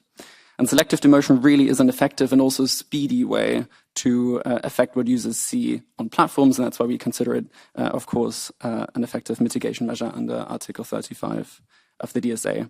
And one use case that I'd like to illustrate today is the way that X, previously Twitter, demoted Russian state accounts before it was bought up by Elon Musk. And so in response to the Russian invasion of Ukraine, X started to restrict Russian government and state media accounts in April 2022. And in accordance with the sanctions, state media accounts within the European Union were, of course, suspended. But globally, in addition to the implementation of those sanctions, government and state media accounts were demoted. So they weren't amplified anymore, they weren't recommended anymore, and they were also removed from platform search. 2 months later, X then assessed how effective those measures had been and actually found that engagement with those actioned accounts had been reduced by 50%. And we at Reset also were able to confirm those findings through our own independent research. And the effectiveness of those demotions is further illustrated when we look at what happened after X resumed recommending those Russian state accounts, so after it re-amplified them 1 year later in April 2023. And we found that lifting those restrictions actually increased exposure to those action accounts by 38%, and relative to the unactioned accounts, engagement with those re-amplified accounts more than doubled. So both exposure and engagement rose. And this illustrates really well, right, that demotion measures are actually effective in sort of having an effect on both exposure and engagement, of course, only with respect to those specific accounts. It's unfortunate, though, that platforms tend to use the means of algorithms towards the wrong end. In 2023, for example, multiple reports came out that X had arbitrarily used domain-level demotions to target competitors.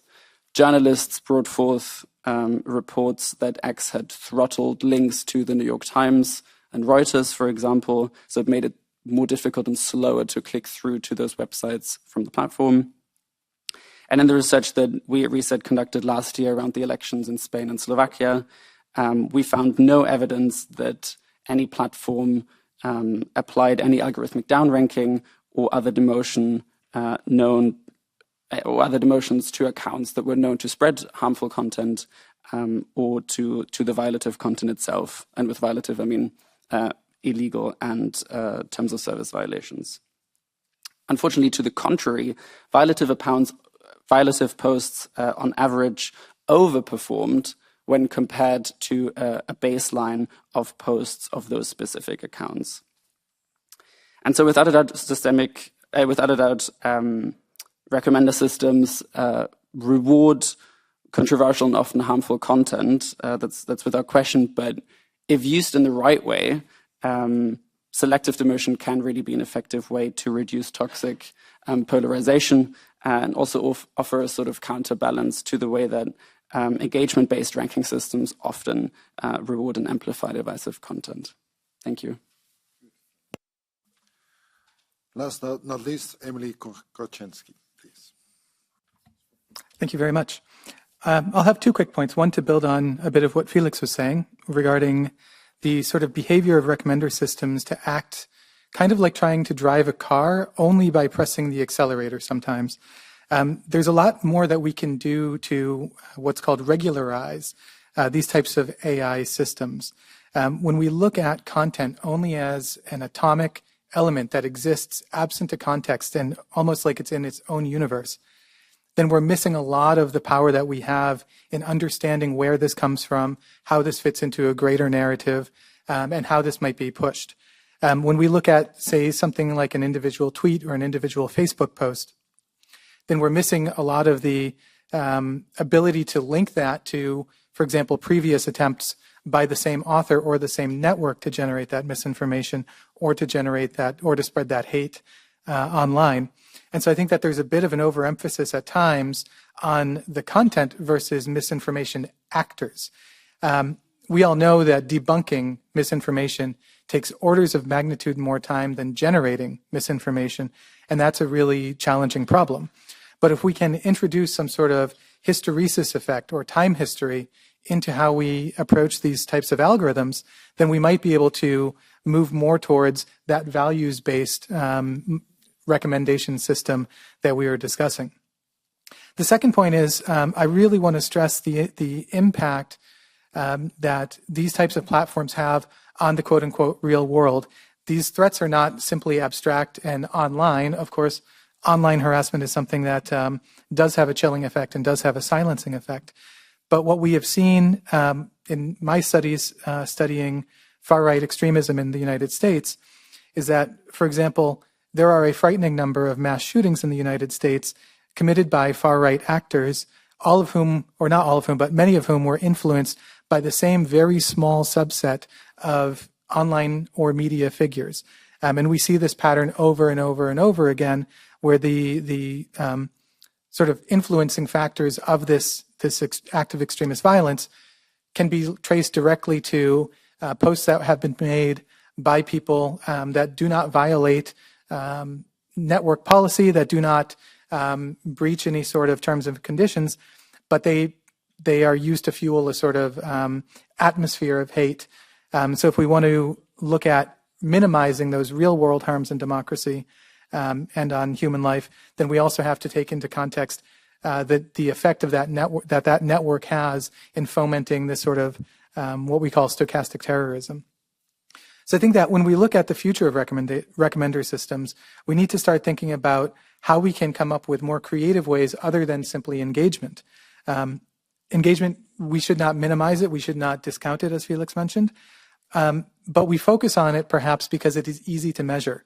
There's a sort of mantra in the business world that you optimize around what you can measure. Engagement is an easy thing to measure. Values are a much harder thing to measure. But if we can start to integrate better controls, better regulation, and regularization on these algorithms, then we might be able to create algorithms that are able to drive the car by sometimes hitting the brake or steering the steering wheel as well. So I'll end there. Good. Thank you all for the very clear and to-the-point presentations. I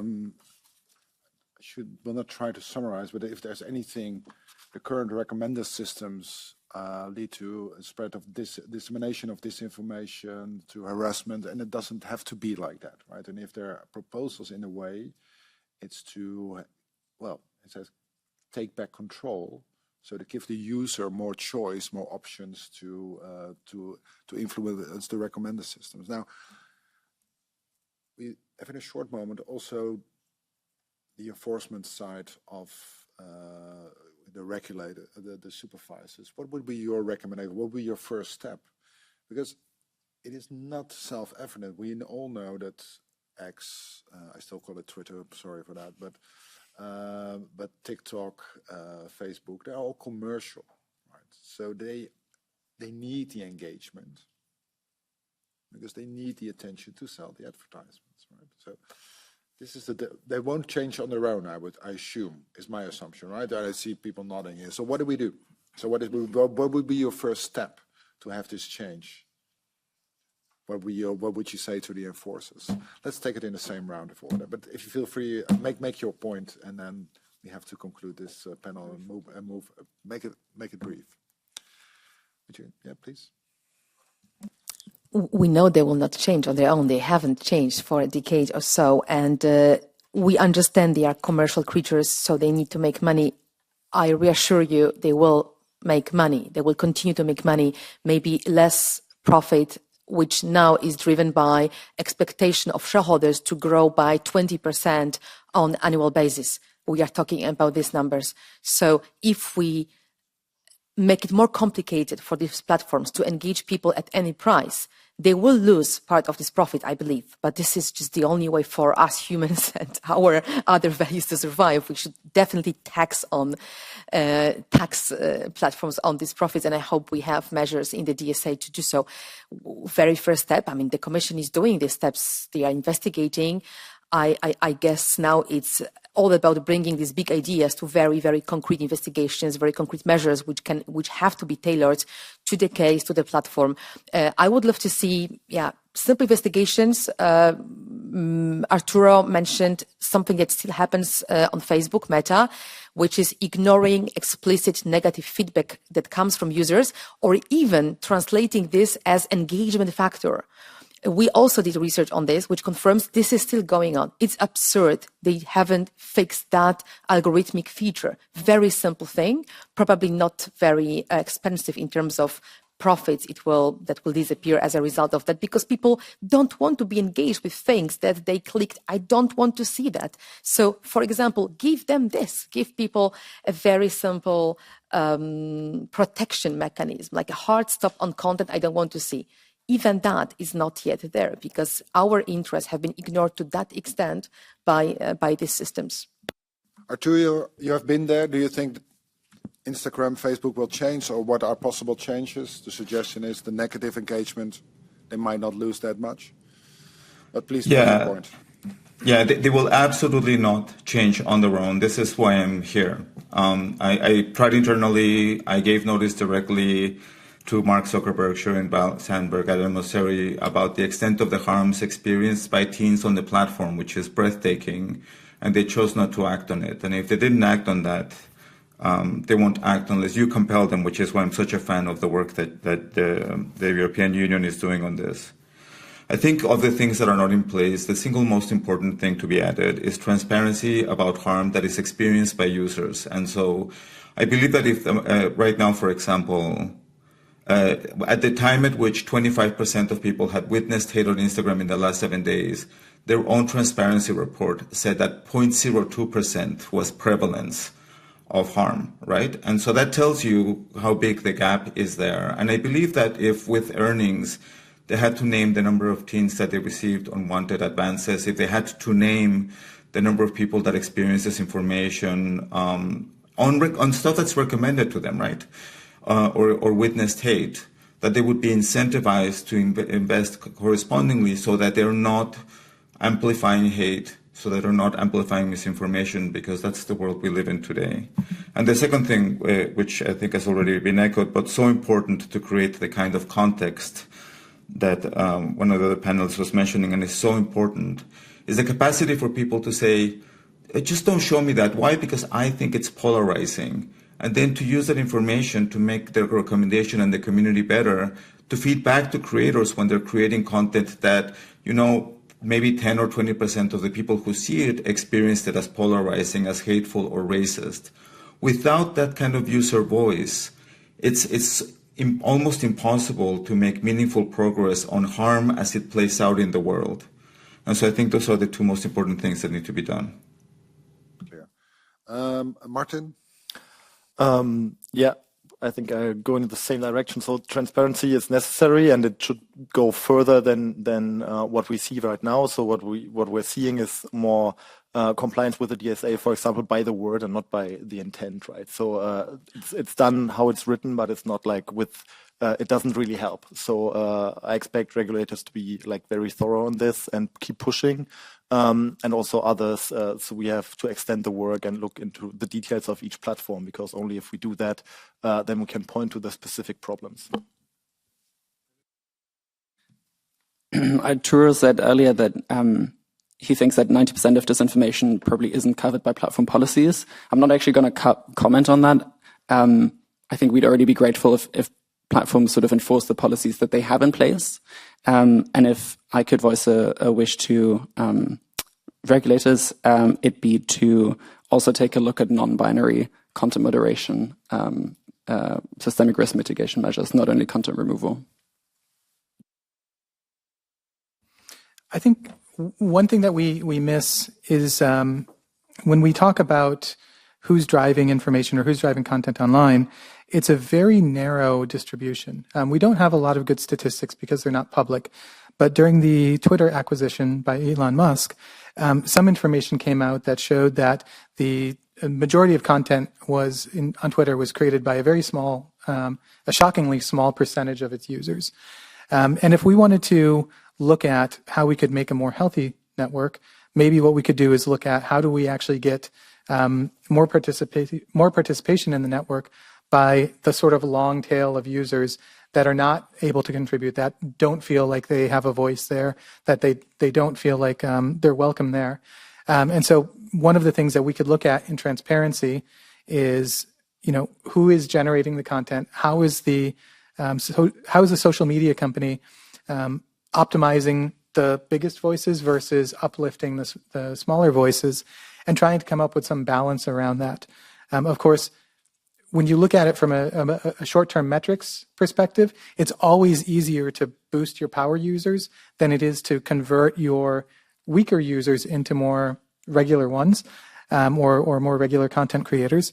But maybe if we create the healthier environment, maybe that distribution starts to widen a little bit, and then the regulation doesn't have to seem like it's going to hurt the companies, but actually might promote a more sustainable ecosystem for the users and for the companies.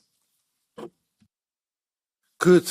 I would like to thank the panelists very much for their very clear and to-the-point contributions. Give them a round of applause, please. Thank you.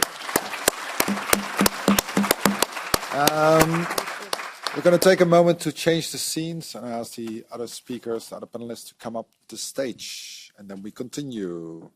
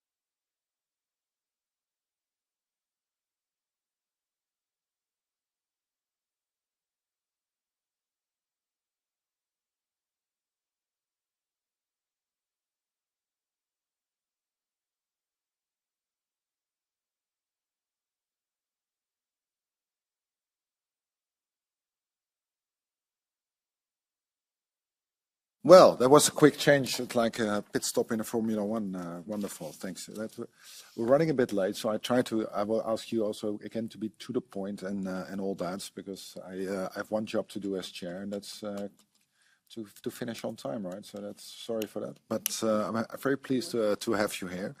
Let me introduce the panelists. To my left, to your right, is Annemarie Pollack, Director of Policy, Democracy and Fundamental Rights at the Irish regulator CNAM, right? To my right, to your left, is Julia Marquier, Head of Unit Net Neutrality, Platforms and Artificial Intelligence at the German Enforcement Authority, Bundesnetzagentur. I love this German word. So beautiful. And we have Prabhat Agarwal. Do I pronounce it? Yes. Really? I did? Okay, but okay. Thank you for that. Who's Head of Unit of the Digital Service Head of Unit of Digital Service and Platforms Unit at the European Commission's DG Connect. And Prabhat is called respondent, meaning I won't ask him to outline the Commission's enforcement strategy, but I will ask him to respond to the other panelists and also what you heard before. Feel free to do that. Like I said, I want you to be brief and to the point, and so let me start to give the floor to Annemarie. Annemarie,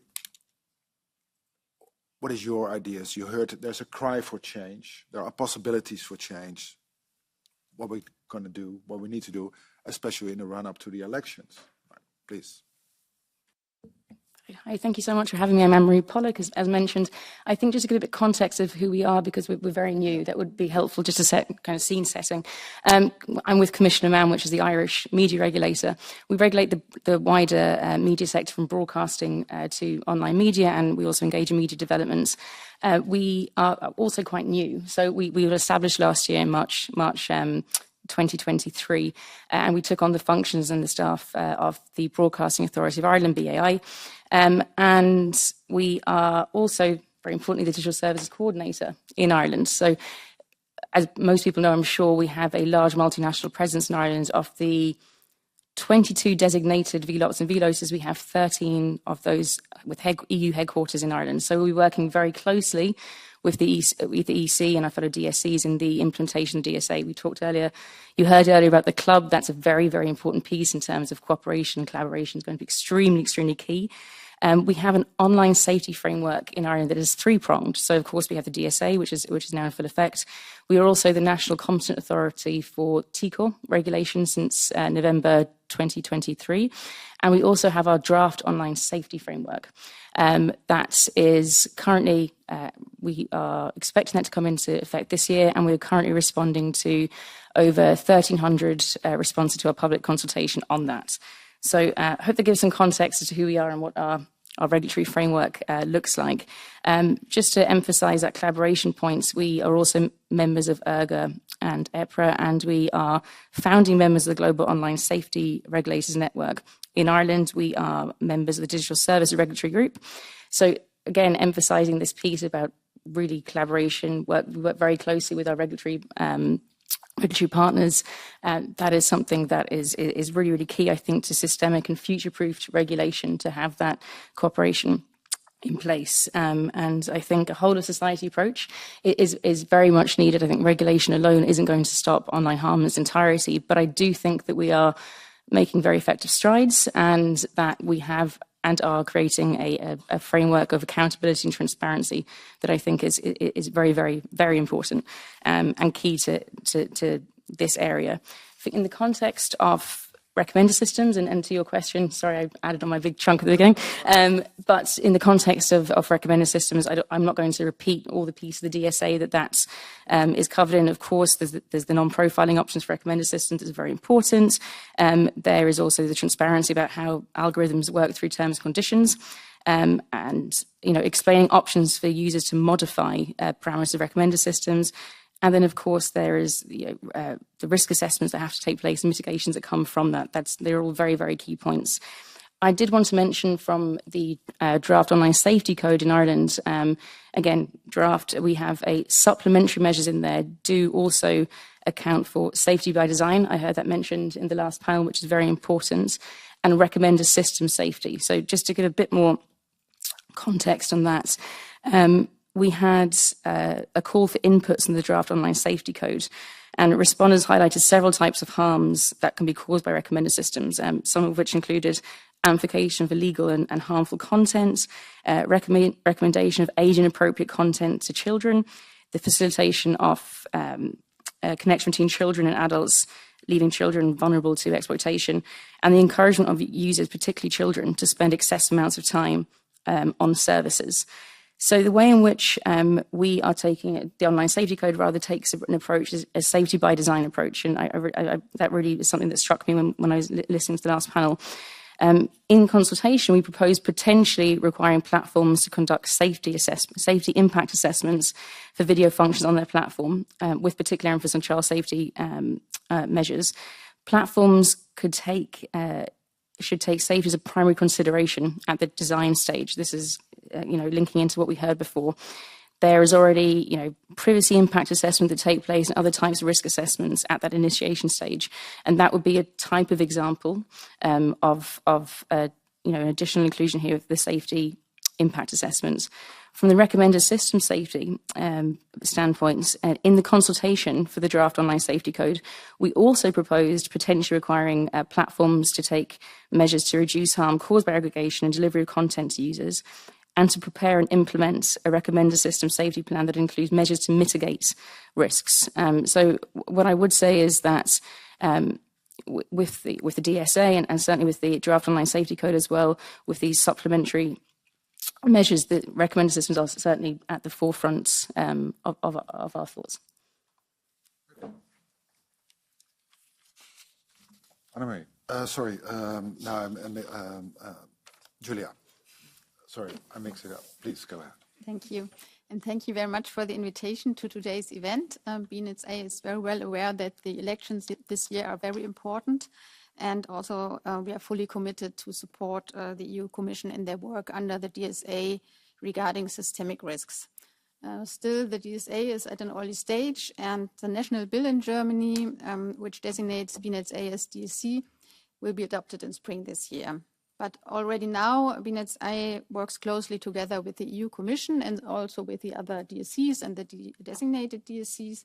For example, in the TikTok and X proceedings, we collect evidence on a national level and will submit that to the Commission. And also the DSCs, including BNSA, exchange with the EU Commission on the draft electoral guidelines. With regard to the upcoming elections, the provider of VLOPs and VLOCs will undertake a diligent risk assessment and take effective risk mitigation measures, both including the European parliamentary election in June, but also other elections, like, for example, the elections in the 3 German Bundesländer in autumn. And the provider should ensure that their risk assessment is based on the best available information, but also on scientific insight. So that is where you come in. And one element in the risk assessment is, of course, to look at the risk which stem from algorithms and recommender systems. And we already see now that the risk on the different platforms vary from platform to platform. For example, on a video sharing service that is different from a text-based social media platform or on a marketplace. And this also means that the risk mitigation measures may vary. And how does risk mitigation function in practice? So the providers, in principle, are free to choose their risk mitigation measures as long as they work and as long as they are proportionate. So they have to look into their toolbox and look what tools work in respect to the respective risk. And our job as regulators is, in this context, to investigate and, if required, to intervene when we have reasons to think that the risk assessment or the risk mitigation measures are insufficient. So looking at the title of this event, From Alarm to Action, I think it's a good thing to do when you're alarmed that you go to your regulator and talk with us, and then we can take the right actions. With regard to the election, what is also very important to look at the data which is fed in the recommender systems. I would like to come to the topic of disinformation, foreign disinformation campaigns in this context. Lately, we have seen that a large amount of disinformation can be spread from automated bots in a relatively small amount of time. And I would highlight in this context, especially with regard to the elections, that the provider of VLOPs assess the risks related to such bots and to find adequate responses. Also, the DSA and the draft electoral guidelines point to this. And according to the DSA, of course, risk mitigation can consist in testing of and adaptations to recommender systems. We have gained quite a good understanding how engagement-based ranking systems work and how they may impact civic discourse. And we are also looking with interest in alternative recommender systems or amendments to existing types of recommenders. For example, if bridging elements are built into recommender systems. And it's good to get an overview over these approaches, but some of them are still not tested. And we now need to assess whether such alternative approaches could be proportionate and effective risk mitigation measures. And this in a case-by-case basis. And we very much appreciate the work which is done by civic society and the valuable inputs you have given us. And we will look with interest in that in our future work. With that, I will hand over to my next speaker. Please. Okay, thank you very much, Paul. You asked me to respond, and I will. So I'm Prabhat, work at the European Commission, and I lead the unit in charge of the enforcement actions under the DSA against the very large online platforms. Maybe just one thing I want to say at the outset, and I know it was already discussed in the previous panel, but I just can't help repeating it. It's just that it's just amazing to be here now in March 2024, in the same mandate where we kind of impact assessed the legislation, we negotiated it and got adopted, and and now we are actually enforcing it. And I haven't been in the Commission so long, but long enough to know that this is quite unusual. And I think it's also kind of worth calling out the special role that you played in making this happen, because I think 2 years ago it was just before the vote in the plenary of the Parliament.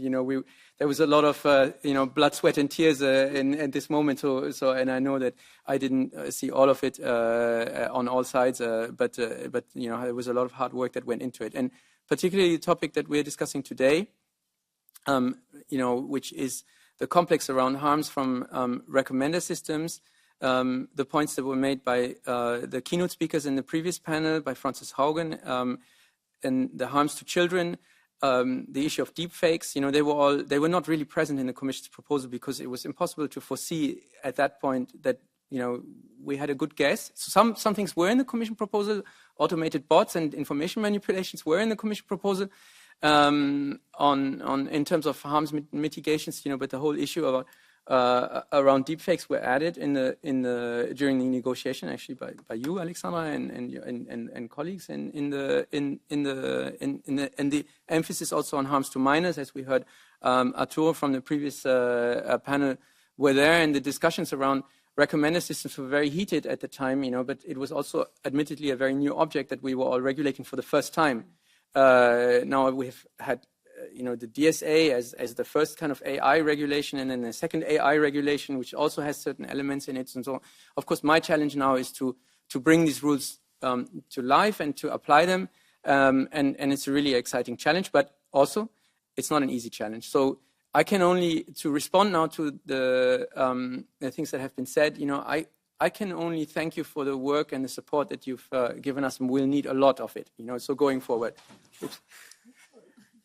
Help the photographer and so just to say, I think all of the interventions today were very, very helpful, and I think that they're very constructive, and we need to work together, because in the areas that we are examining here today, engagement-based ranking, recommender systems, the issues that were around the kind of numbers around people who actually notify harms and who then actually get relief from harms, this is really very valuable enforcement-related evidence, and so we need it, and we need to receive. Now, higher quality data we receive right now, the more effective our enforcement actions will be. And I realize that for everybody, this is a kind of a new game, because previously one mode of operation, because we didn't have any rules for big online platforms, was to call out the harms, and to get a reputational impact on the platforms, and hope for change. Right now, we can apply a law, but the law needs to be applied on the basis of high-quality evidence and due process. And so this is the challenge. But everything I've heard here today is very encouraging, because I think that it's exactly the kind of analysis that we need, the independent expert analysis, the constructive proposals on the way forward. So let me be a bit more concrete. So I think it was already mentioned, we have opened 2 specific investigations, one against X on the 18th of December, just before the Christmas break, and one against TikTok on the 19th of February. And in preparations of these investigations and alongside, we have sent something like 40 requests for information on specific topics and specific areas, where on the basis of information available to us, we suspect that there are issues with the platforms. And so these are really strong enforcement actions. And I just want to confirm also, because I think the question was asked from the panel in the previous one, but I'm not 100% it was responded to. These requests are taken very seriously, because they come with a fine attached to it. If we receive the wrong information, we can issue a fine. So, of course, when we ask very tough questions, and we are open to kind of one extension if there's a question, but I can confirm that all requests for information have been replied to in the set deadlines, and they have provided information, in scope of the request, whether, we agree or we don't agree, and this is all subject to the investigations. Of course, this work is based on third-party evidence that we have, but also on our own reading of the material that has been provided to us. So this is the kind of work we're doing, and the two infringements that we've opened, I think it's just important two things, and I won't go into too much detail right now. But first of all, the information is on our website about every request for information that we send outside of the investigatory context, and also the opening decisions are on our website. So you can see the press releases, you can see what we are asking. So there's also a huge amount of transparency. And that the idea of being so transparent about what we're doing is, of course, what we're dealing with is kind of, in a way, the speech machine it's kind of democratic, has democratic relevance. We don't want to do it in a secret closet. We need to come here and explain what we're doing. But the other part about it is also that this is a way of helping us, and of course we're working with other national regulators, and saying, oh, these are the areas where the Commission is investigating. We have some expert knowledge in this area. We have some evidence that we can supply. Send it our way. So, and of course, we need to apply quality standards to evidence that we receive, but oftentimes it is very helpful for us to ask additional questions and so on. So this is something that is very important. And just wanted to take just 1 minute, if you let me, just to kind of come back to the issue of the discussion today. And the two opening decisions that we've had, and if you go on our website and you look at our press releases, you will see it. One of the grievances against X deals with the effectiveness of measures taken to combat information manipulation on the platforms. It's exactly what we've discussed, what we've heard here today in terms of automated content moderation. So this is something that's really, very linked to it. We have also heard issues around how hard it is sometimes to find, find information, or that certain things are made difficult. This is also something that was added by the European Parliament to the DSA, is the dark patterns grievance. It's about deceptive design, and this is also a grievance that we've opened both against X and against TikTok. On TikTok, we have opened an investigation because we suspect that their algorithmic systems stimulate behavioral addictions or create so-called rabbit hole effects, where there's spikes. This is the first grievance in the TikTok effect, and it's really what we are discussing here today. And so, of course, the decision to open an investigation, I need to say it also, doesn't mean a finding of a non-compliance, but it means that this is a very serious step. This basically, the platform is under active investigation, and the conclusion of this investigation can, of course, be a finding decision or a non-compliance decision. After non-compliance decision and a finding decision. So this is a very important moment where we need to kind of work together and to collect. Now, our objective is not to kind of issue the mega fine here. Our objective is to get change, meaningful change, and so this is also why I wanted to point you to, and I'm sorry to be pointing to our website. I know the Commission websites are not so easy to navigate and not so easy to read, but my final point is that actually the enforcement toolbox that is available to us is also transparent and public. So with this, I would like to kind of hand back the floor to you, Paul, and I'm happy to take additional questions to the extent I can answer them. Thank you very much. Before we go to the fun part, and that's the Q&A, still I would like to have, because the way I see it, I see the enforcers here, and you're sort of cautious because you have to do the process. But this meeting is also a call for change. And at the same time, you are in a complex issue, a steep learning curve. So are you optimistic about it? Especially the question for Anna-Maria and Julia. Are you optimistic about what we can do in the coming, let's say, months and year? Or how do you see the situation? Where are we? No, please go, Anna-Maria. Thank you. It's a great question. I am. I was pointing to, what prevents us in terms of how far we've come in such a short time. I think that really does speak volumes. And I previously mentioned that framework for accountability and transparency is very much, it's there, and that's something to lean on. And I think it's that's a big change. And I think looking at how far we've come in a short period is something to really lean into. And I think it can only continue in that direction. Do you want to add? Yeah, there's already, as I told prior to the designation of the DSCs, was the informal network of the EU Commission where the designated DSCs exchange with the Commission, and it's a very trustful cooperation, and we learn from each other. And it's also important that the first proceedings go in a good way and that they are soundly motivated, and so that they are stable in court. And we have to learn from these first proceedings. But I'm very optimistic. All the people I have met in the different regulators are really enthusiastic about the DSA, really motivated people. And so I'm optimistic that there will be some achievements.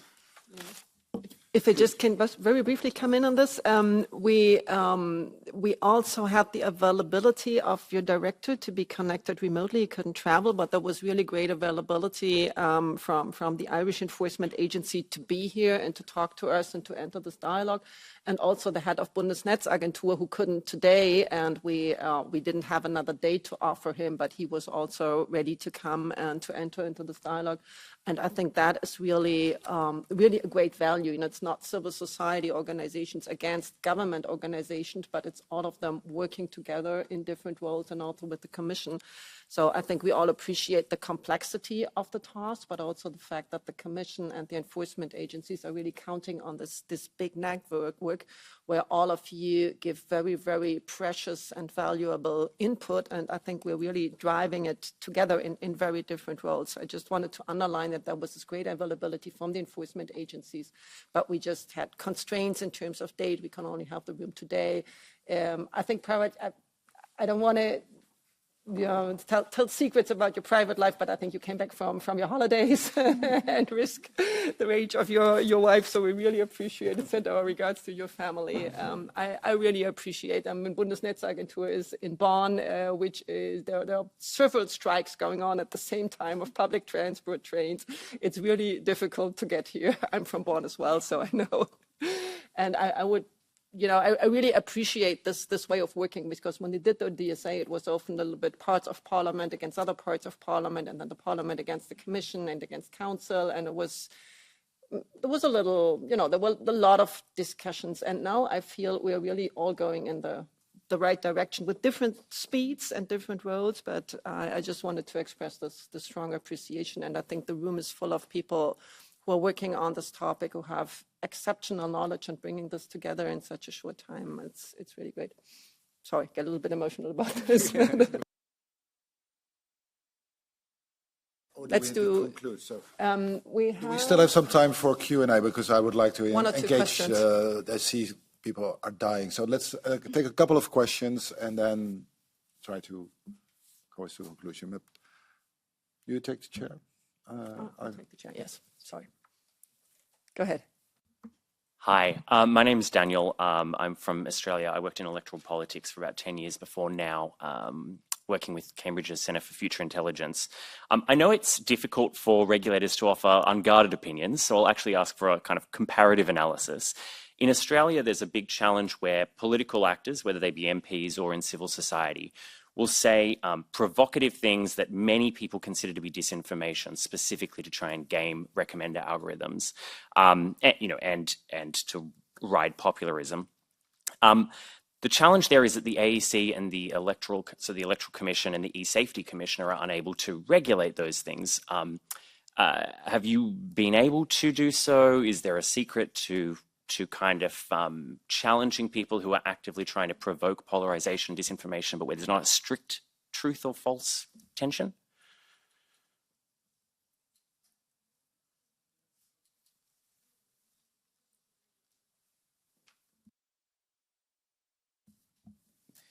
So, I mean, just in the DSA isn't really designed to be a kind of content, it's a content agnostic framework, so it doesn't really go in that direction. I think this is really something that is the question that you're asking is more in the field, in the remit of national media regulators or national election regulators. I mean, the DSA is a kind of process and systems framework, and part of that is asking, if you look at our guidelines, just a very concrete example, and this is an example which we've also asked in the context of the Hamas-Israel war, is, are you ready for an 11th hour deepfake video? What is it? What do your escalations look like? What's your detection team look like? What's your response team? What's your response time? What is your target response time for such an incident? And then how do you distinguish between something that should be left on? What are the policy's decisions? How long do you take? Have you red teamed this? These are the questions we're asking. So it's not really about the specific kind of political speech in whether that's disinformation or not, but it's really about whether the systems are there or not. And of course, you've heard it on the previous panel from the experts. And there's a whole variety of different scenarios. Botnets and individual high harm deepfakes. Hack and leak operations. I mean, there's a whole catalog of things, and so. I don't think we try to be completely exhaustive in the guidelines, but we try to capture the main things, and actually the main responses often is also we followed 5 elections since the DSA has been in place. And the main bottleneck is indeed kind of often quick escalations and response mechanisms, So this is what I would say to your question, rather than to stay away from. It's certainly not for us to make the judgment call of whether that politician or this politician should be, even though it does create outrage also, inside the House. Sorry, this would be my answer. If I may make a political comment on this, I think the point is what we did with the DSA was actually not regulating that. But what we're doing today, discussing recommender systems of the future, is making sure that we get to a system where polarizing messages are not rewarded. And then that politician wouldn't have the incentive to make that kind of statement. There would still be people who make fringe statements because that's their political belief. But what this polarization model is now is a business model for the platforms, because they make money out of it, but they would still make money, maybe a little bit, but with a little bit less, but I think they would survive. But it's also a political business model, because if you want visibility, if you want reach, you have to go out with a polarizing message. And when I say polarizing message, it's mostly messages that try to elicit anger and fear in the people listening to them, because that is what causes engagement. That is what hooks people to the platforms. But that's bad for our democracy. And this is why I'm working on this topic. So this is exactly the point we are trying to make, but not looking at the single piece of content, but looking at the whole system. We have time for one more question. Okay, Emily. Thank you.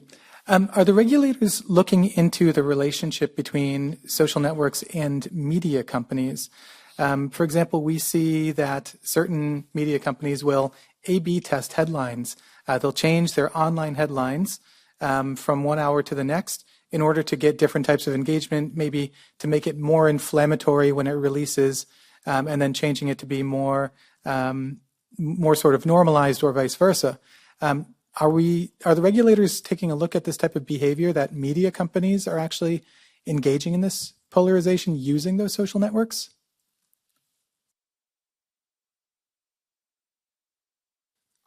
And not yet to a large degree, but what we can see that the traditional newspapers also try to get on social media more and more. And we see also some types of polarizing news, which I don't know if they really deserve the name to be journalists, but this is also a business model which develops. But we don't have digged into that into detail. I think you're asking a very specific question about a very specific practice, which is A/B testing by certain kind of polarizing headlines to get to maximize kind of reach or impact, by whatever metric. So just without answering whether we're looking into that, but just to say that the DSA does contain a risk mitigation on media pluralism and diversity, which covers in very broad terms. I mean, not as specific as what you were saying, right now, the issue of media on social media. So that's contained as a general rule in the DSA, and there's also and there's another rule more specific about terms of service and then. But this is not the only law in the EU. So colleague Renate Nicolai mentioned also tomorrow is going online the Digital Markets Act, which actually does have a kind of relates the access rights or non-access rights that media may or may not have, or any business actually for that matter, onto what we call in that law the gatekeeper rules. So who determines, this is the kind of the private ordering question, who determines what you consider. And then there are other laws from the previous mandate about kind of remuneration or the right to own the intellectual property of if you're a media company and your content is being utilized. But the specific question, I think, is one particular aspect that can be looked into in the context of an analysis or an investigation. But I think we're at a higher level at the moment in terms of the vision of the enforcement on the DSA.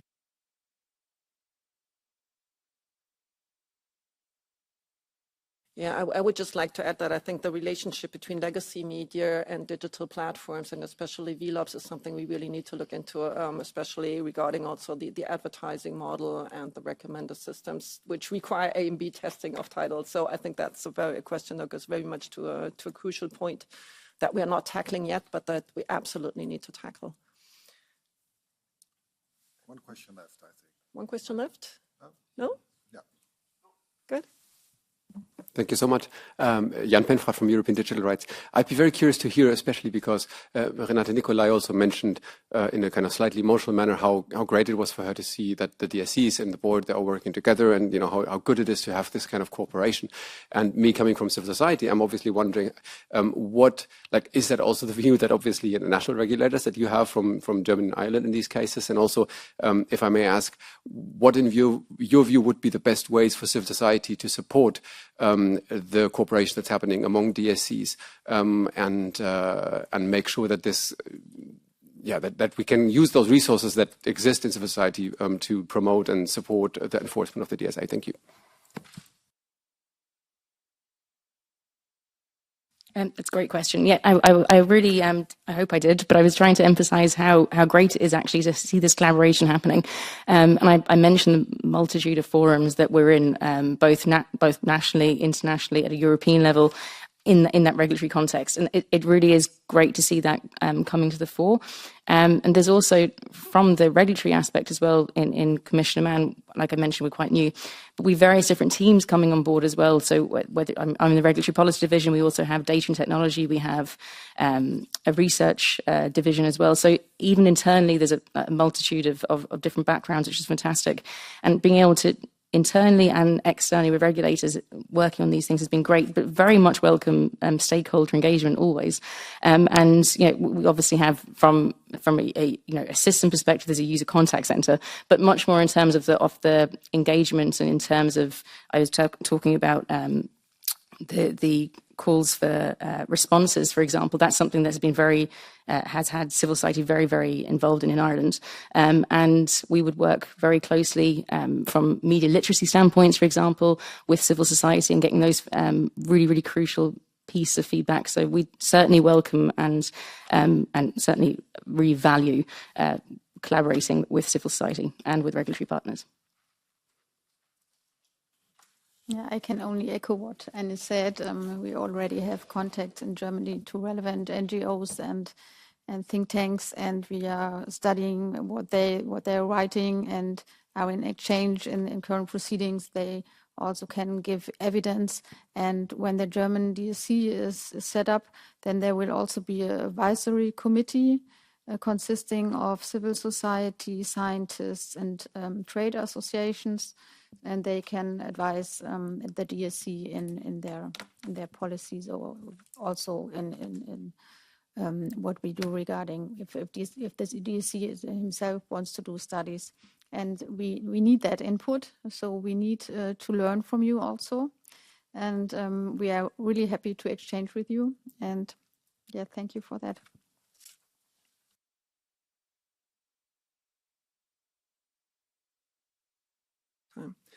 Okay, thank you all very much for the great questions. Thanks to the panel. I think this merits a big applause from the audience.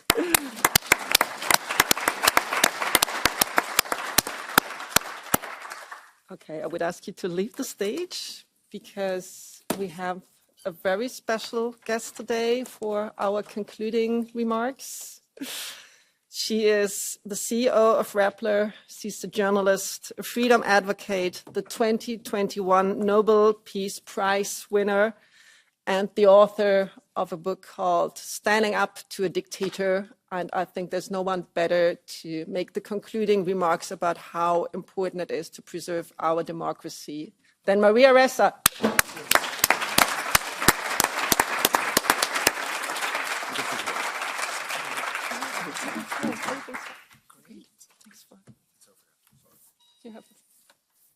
So great to see you, Maria.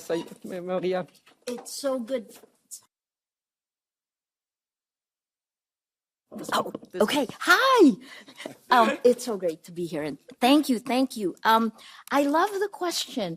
I hope you don't mind. Do you mind if I just answer on the connection between journalism, the journalists' A/B testing, and the platforms, right? There's a very, very big difference between A/B testing and being in charge of the entire design, right? The news organizations right now, I would say, if you're doing digital news, we have 2 years to do something differently, up to 2 years. I think we're coming to the end. It's really an existential moment for news organizations because our tech is not going to be enough, right? We don't do the data. Everything is derivative from the platforms, and that makes us all vulnerable. So you can just know, right? Let me dive in. I'll dive in and do 5 minutes, and then we can talk about it. It's really about, so no one, if you're building tech, well, let me start with this. I used to think that this social media was going to transform the world for the better. And starting in 2016, it was like watching it morph into Frankenstein and then significantly worse. You know better than I do, and certainly Alexandra and the EU has been up front. I always joke that the EU has won the race of the turtles for legislation because it's still, while DSA and the Digital Markets Act, while it's there, AI, generative AI just leapfrogged over it, and the AI Safety Act again, can't quite think through, we can't fantasize about how human beings, how we will react to the way the tech, which is trying to, what's the word, hack our biology, right? There is nothing like this before. So let me say the 2 buckets of artificial intelligence. You've heard me say this, but I think the biggest problem is that we accepted a fundamental thesis of AI and social media and generative AI, and we continue to accept it in generative AI, which is a simple one.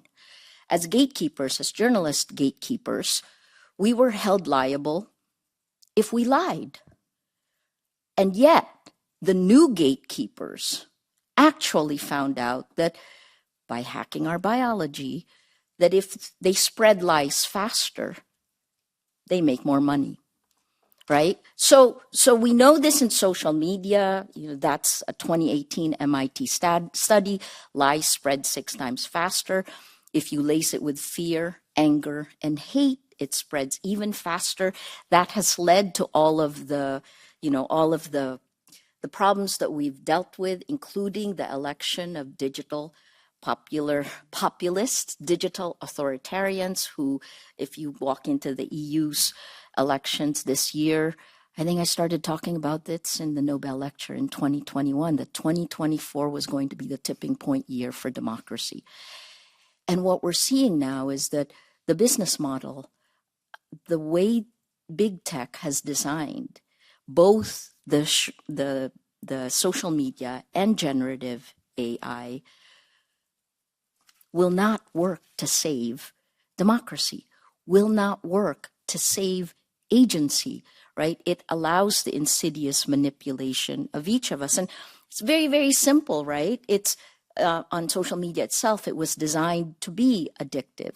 Like they literally, it's that feedback loop where I didn't know this, but you know, if you just if you're getting a reward system that is predictable, you get bored.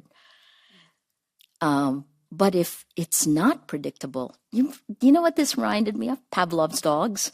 If it is unpredictable, and these are the short-term rewards, the feedback loops that they've created. So the opportunity and then leading to unpredictable rewards and then the quick repeatability. So that's actually the way casinos were designed, the slot machines. It's also the way social media is designed.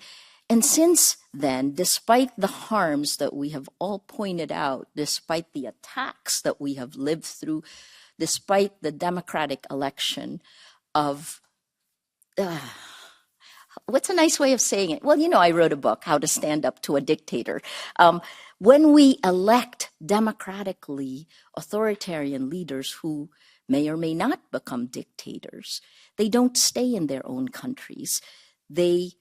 Kleptocracy, Inc. is moving, right? Rule of law is in danger of falling apart. And frankly, that is probably the biggest problem our world is facing today. So that online shift of lies, if you look at the cascading failure, because it's a values shift. When I met Pope Francis, I said, Pope Francis, we're being rewarded if we lie. A lot. You know, isn't that against the 10 Commandments? Sorry, I'm Catholic.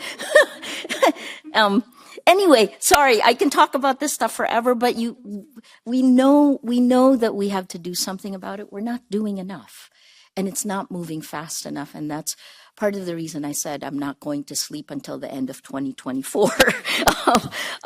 But I'll say one last thing on this, right? I have, Lara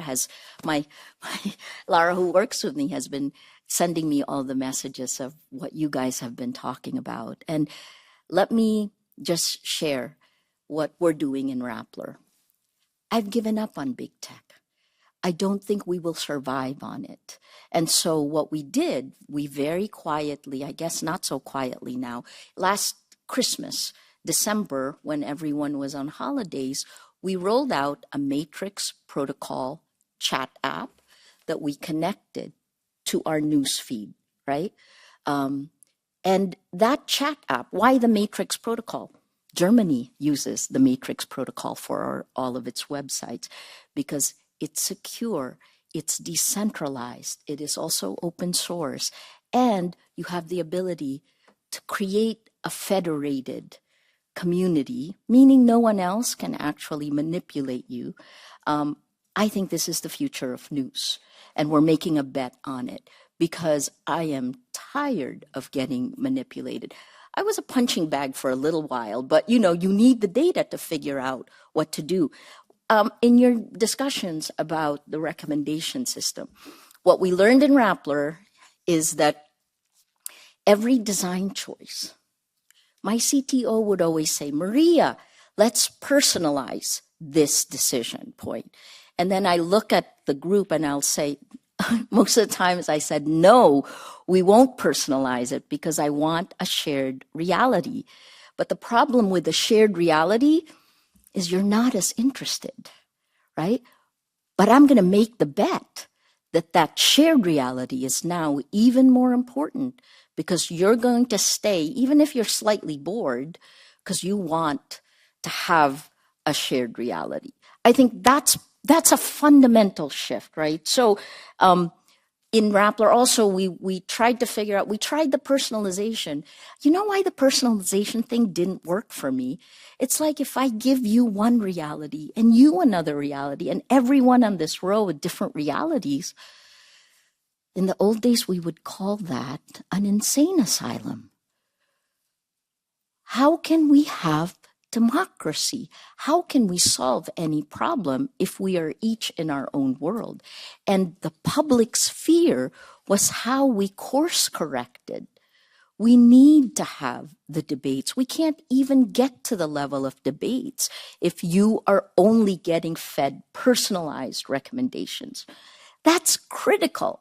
And that is built into the design of every big tech platform. By the way, if you don't get choices, I'll call TikTok, that means you're being manipulated even more, right? So this is, I think we need a course correction. And it needs to be fast, and the Digital Services Act will be tested, right? How will you carry it out? It is the global tool. We in the Global South are looking to you. We have for a very long time, right? Because in the end, if you come from the Global South like I do, it's again a digital colonization, right? The Silicon Valley algorithms have coded bias that don't cater to us. And the large language models are have been fed data that we haven't been told what data it's been fed. But who cleans it up for you? It's us in the Global South. So, yeah, wow, I sound like so cheerfully sunshiny, but I guess, you know what I like about this time period? I think this is it. I think we have to act. I'm thankful to all the activists in the room. We have to call BS when the platforms say, when the tech companies say, it's your fault.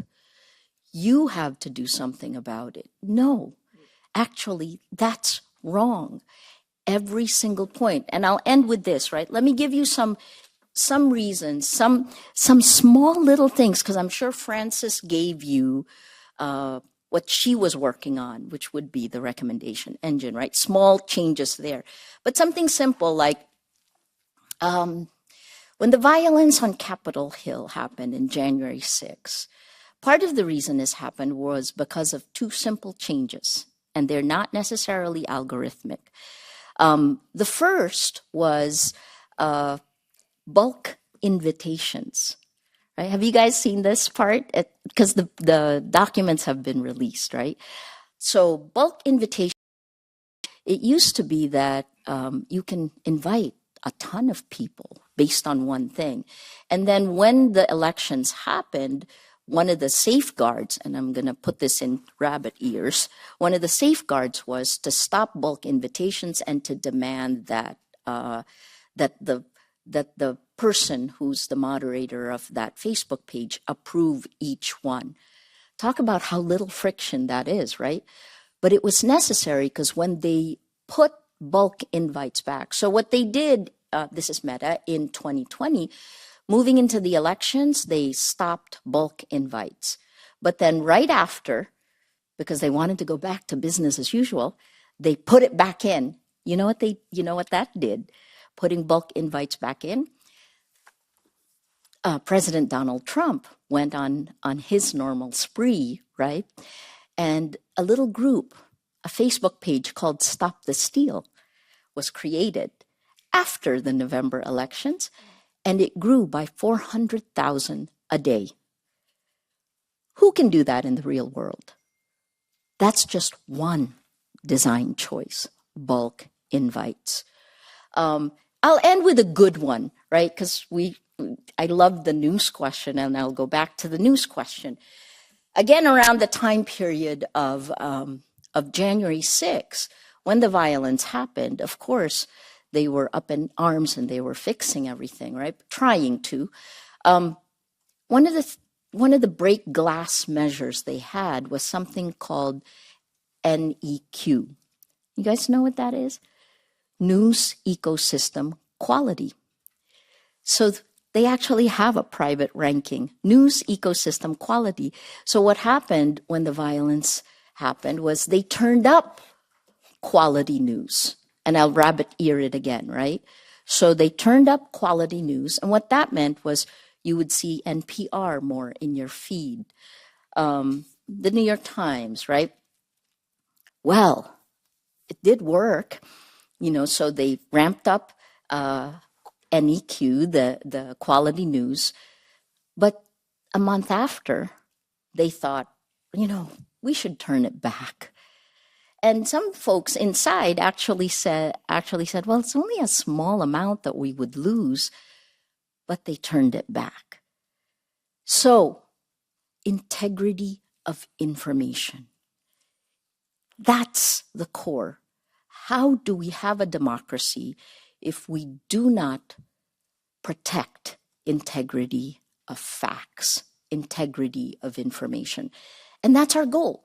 I think, the EU, for all of you will have a lot of lobbying money coming at you.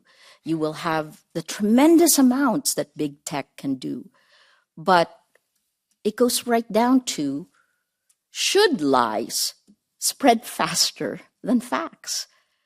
Should our data be owned by someone else? Should we be notified when our data is being pulled? Or, when the big tech companies say that machine learning creates a model of us, just replace the word model with clone, right? Should we be cloned? And that goes right back to the fundamentals of a working democracy.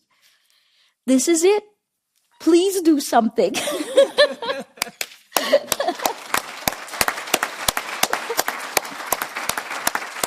Sorry, I can talk forever. I would be happy to listen, but I'm afraid we have time constraints.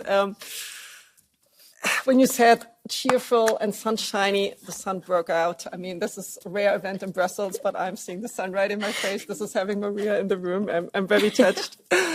I'm so happy you came here because we have this very technical discussions, and what you brought is a vision.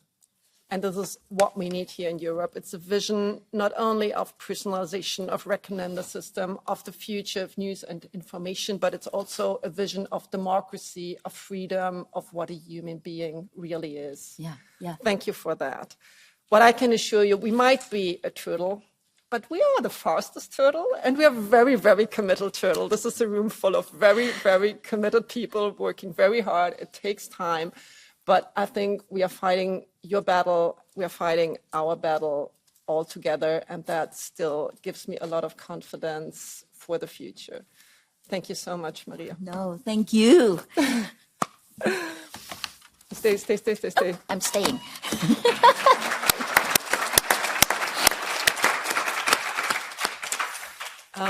As everybody probably, I could listen to Maria forever, but I have to conclude. So I would like to thank Maria Ressa, would like to thank Frances Hogan, my co-moderator for the session, Paul Tang, all the participants with great input and great questions, all the speakers from the civil society organizations, from the enforcement agencies, from the European Commission. I think a particular thanks goes out to the whistleblowers, Frances Hogan and Arturo Bellar, without whom we would not be where we are today with the DSA. I can assure you that. I followed the debate in Parliament very intensely, and without Frances Hogan and the other whistleblowers, we would not have that piece of legislation with powerful articles like the risk assessments and others, the access for research. I would also like to thank the people who made all this possible, the interpreters, the group staff who helped organizing my team, and there's one person in particular that I would like to thank that most of you know, without whom this would have never happened. It's Kirsten Fiedler from my team. Please give a big hand to Kirsten. She did all of this practically on her own. We have drinks and snacks outside for the networking part. Please hang around a few more minutes, have a drink with us, have a snack with us, and take the chance to connect, to discuss what we're going to do in the 14 weeks to the elections, but also in the next mandate. And a big thanks for Alexandra, of course. Thank you very much.